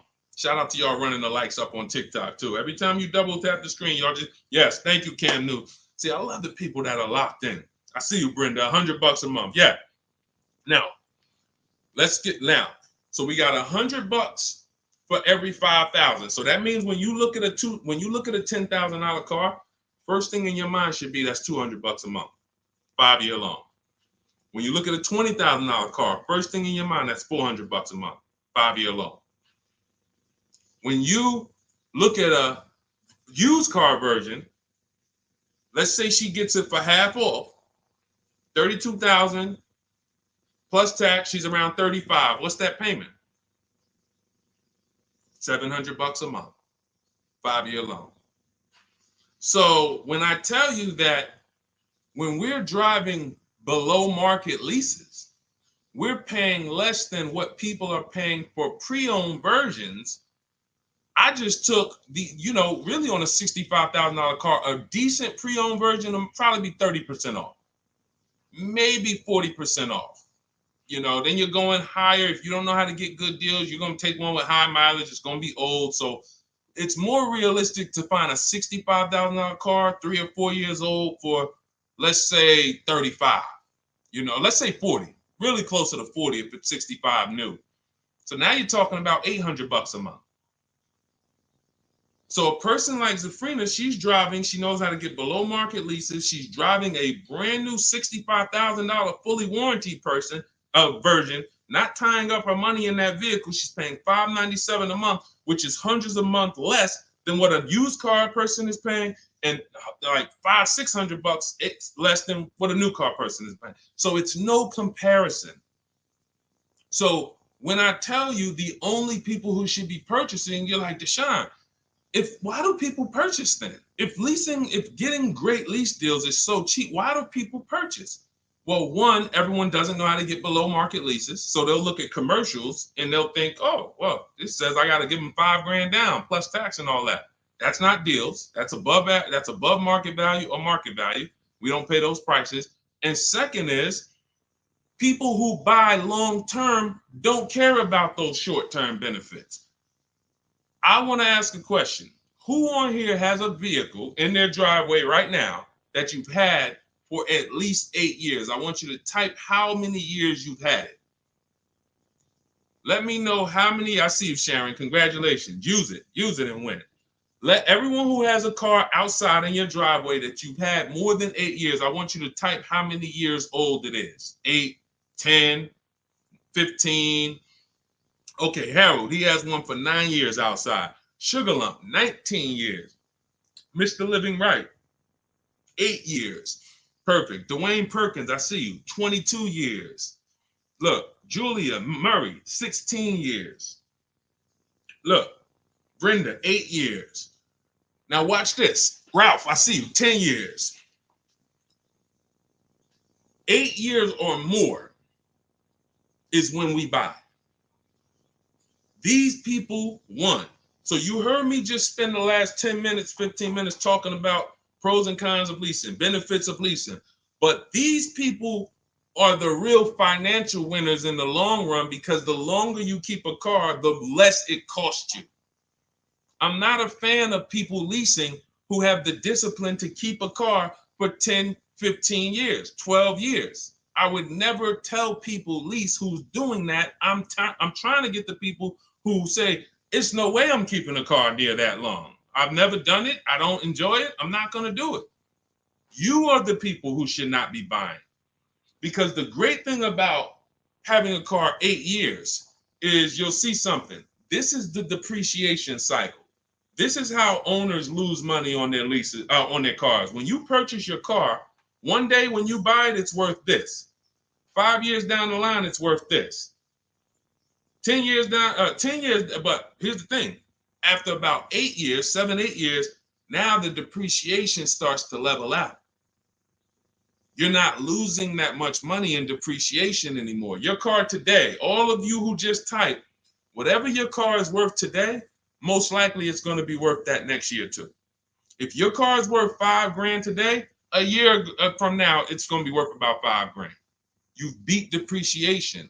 That's when it makes sense to purchase, when you have those values. These people, look, we call these cars keepers. When a transmission goes out on the car, you know what people who are not programmed, you're not a keeper, you know what you do? Transmission's out. You gotta go get a new car. When the transmission goes out for some of these guys, what are they doing? They go get another transmission and put it in the car. That's what you do. That's what you do. So there's two sides to be on. You're a long-term side. That means, like my dad, he bought a truck 2013. 6 years later, the engine went out. He got a used motor, put it in there. He's still driving it. He's about to sell it for a couple $1,000s now. He's had that car for over 10 years. But he's had no car payment on it for probably 7 years. That's all money that stays in his household. Somebody asked the other day, hey, my car needs $3,500 in work. Should I go get a new car? I said, well, first of all, make sure you get a price from a second opinion from a local mechanic. You always get, for work, you always get 2 opinions. But if it costs you $3,500, will that car ride smooth for the next 3 years, 2 years, 3 years? If the answer is yes, you need to understand something. If you go get another car to replace that car, it's going to cost you a minimum of $3,500 a year, and most likely more than that, $6,000, $7,000 a year coming out of your household. So do you want $3,500 one time and now I got no car payment, I keep my bills low? Or do you want to go get a new car payment that's $400 a month? Now what is that? $400 a month times 12, that's $4,800 a year for the next 5 years or whatever. The cost of replacement, guys, is always more than the cost of keeping that vehicle running. That's why you want to have that car paid off before the 10th birthday, and you want to set aside money for maintenance and repairs. Whatever you were paying on your car payment, $400 a month. All right, my car is paid off. Now take $100 or $200, put it into an emergency fund. So when that car breaks down or something needs, hey, no problem. It's in the emergency fund. But I'm keeping that car, because the longer I keep that car, the less money I pay for a car, the more money I keep in my household. So that's how you purchase, because you're buying a depreciating asset. You have to go long term with it. It's going to go down in value like this sharply for the first 5-6 years. It's going down, losing thousands. But once it levels out, that's when you really want to own it, because now we good. Things paid off. I ain't got to worry about it. But as soon as people come through that deep depreciation, that's when they go and trade the car in, and they do it all over again, over and over again. These are the people who I'm trying to get you to understand leasing. You're in the wrong structure. So it's very simple. You're not keeping your next car 8 years, you should be leasing, shopping for below market leases. You're keeping your next car at least 8 years, you're shopping for a below market purchase. And all of this is in my step-by-step book. This is the first step. Leasing versus buying. I call it the most important question. We got to put your deal on the right foundation, and then we go get a below market deal. So for everything I'm teaching right now is out of my new digital book. You can grab your copy for 75% off. It's normally $97. If you want the entire blueprint, and you guys see the comments, you see the comments people making. Man, get the book. Get the book. You see it. So you can go to, thank God we have approaching 10,000 people who have the book. Thank God. We are getting this in a lot of people's hands. People love the welcome offer. And the same people who are using it would look back and say, Deshone, I would have paid the $97 knowing what I know now and what I'm seeing in this book. But to get it at 75% off, $25, even more value. But it's only for 30 minutes. In my TikTok bio, in my Instagram bio, click that link that says 75% off. In my YouTube comments or Facebook comments, we have a comment pinned for you for your 75% off. But once that timer hits zero, guys, it does go back up to $97, which is the normal price. And it's worth every dime at $97. Okay, so get your copy. Make sure you screenshot the thank you page as soon as you purchase, and make sure you take a record of our support team's email, because sometimes you go and you type it in, you're like, I'm finally going to be able to enjoy car shopping. Man, I'm about to make the best car deal of my life. And you're so excited, you type your email in correctly, and now it's wrong. And so we can't email you the book. Now, once you get the book, you're going to see, as soon as you pay for it, I say, open your book below. So there's a link right there on that page to actually open the book, and you can save it to your actual, you can save it to your phone. But I email you a copy too. And sometimes if your email's wrong, you're not going to get that email. So make sure you screenshot that page. It has my support team's email, or look at it right here. Look at it on the screen. Get the support team just in case. But that's not for questions. Do not email me any car buying questions to that. That's only for making sure your book gets to you. Okay? So I want you empowered. I want you making the best deals you've ever made. I'm just going to show a bunch of more people before we rock out. I didn't get a chance to get to everybody's deals that has sent me a deal in the last couple of days. I didn't get a chance. Ansley got his second vehicle. He said 2 down, 1 more to go for the year. He got this BMW truck. We showed Melissa. We didn't show American Senior Benefits. You guys can read this if you're on Instagram, on YouTube. You can pause that. But we'll go more detail on the second stream. Keep sending me your deals, because I told y'all I was going to bring them onto the show. And after you make your deals, email me. I want you guys proud of the deals you're making. I want you excited, not just about the car. Everybody gets excited about posting their cars. Everybody. You'll see that all through any social media platform. People get a new car, they want to take pictures of it, but they'll never show you the numbers. And you may have been this way, because secretly they're ashamed. The last thing they want is somebody who understands the numbers to look at that deal and be like, hey, did you see this? What's the $4,000 here? Did you see? How many offers did you get on this vehicle before you paid this price? Oh, no, I just thought they don't want that.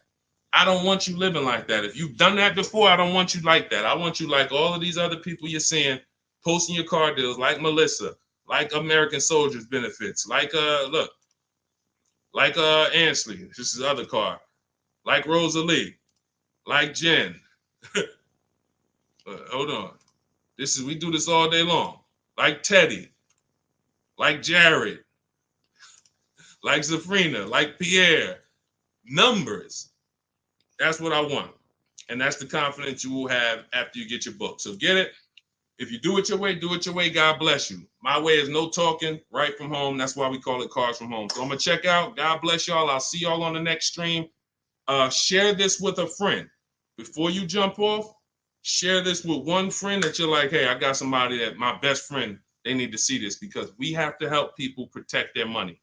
If we don't get this message out, our friends are right now in dealerships right now overpaying. Okay, so God bless you all. I will see y'all on the next stream.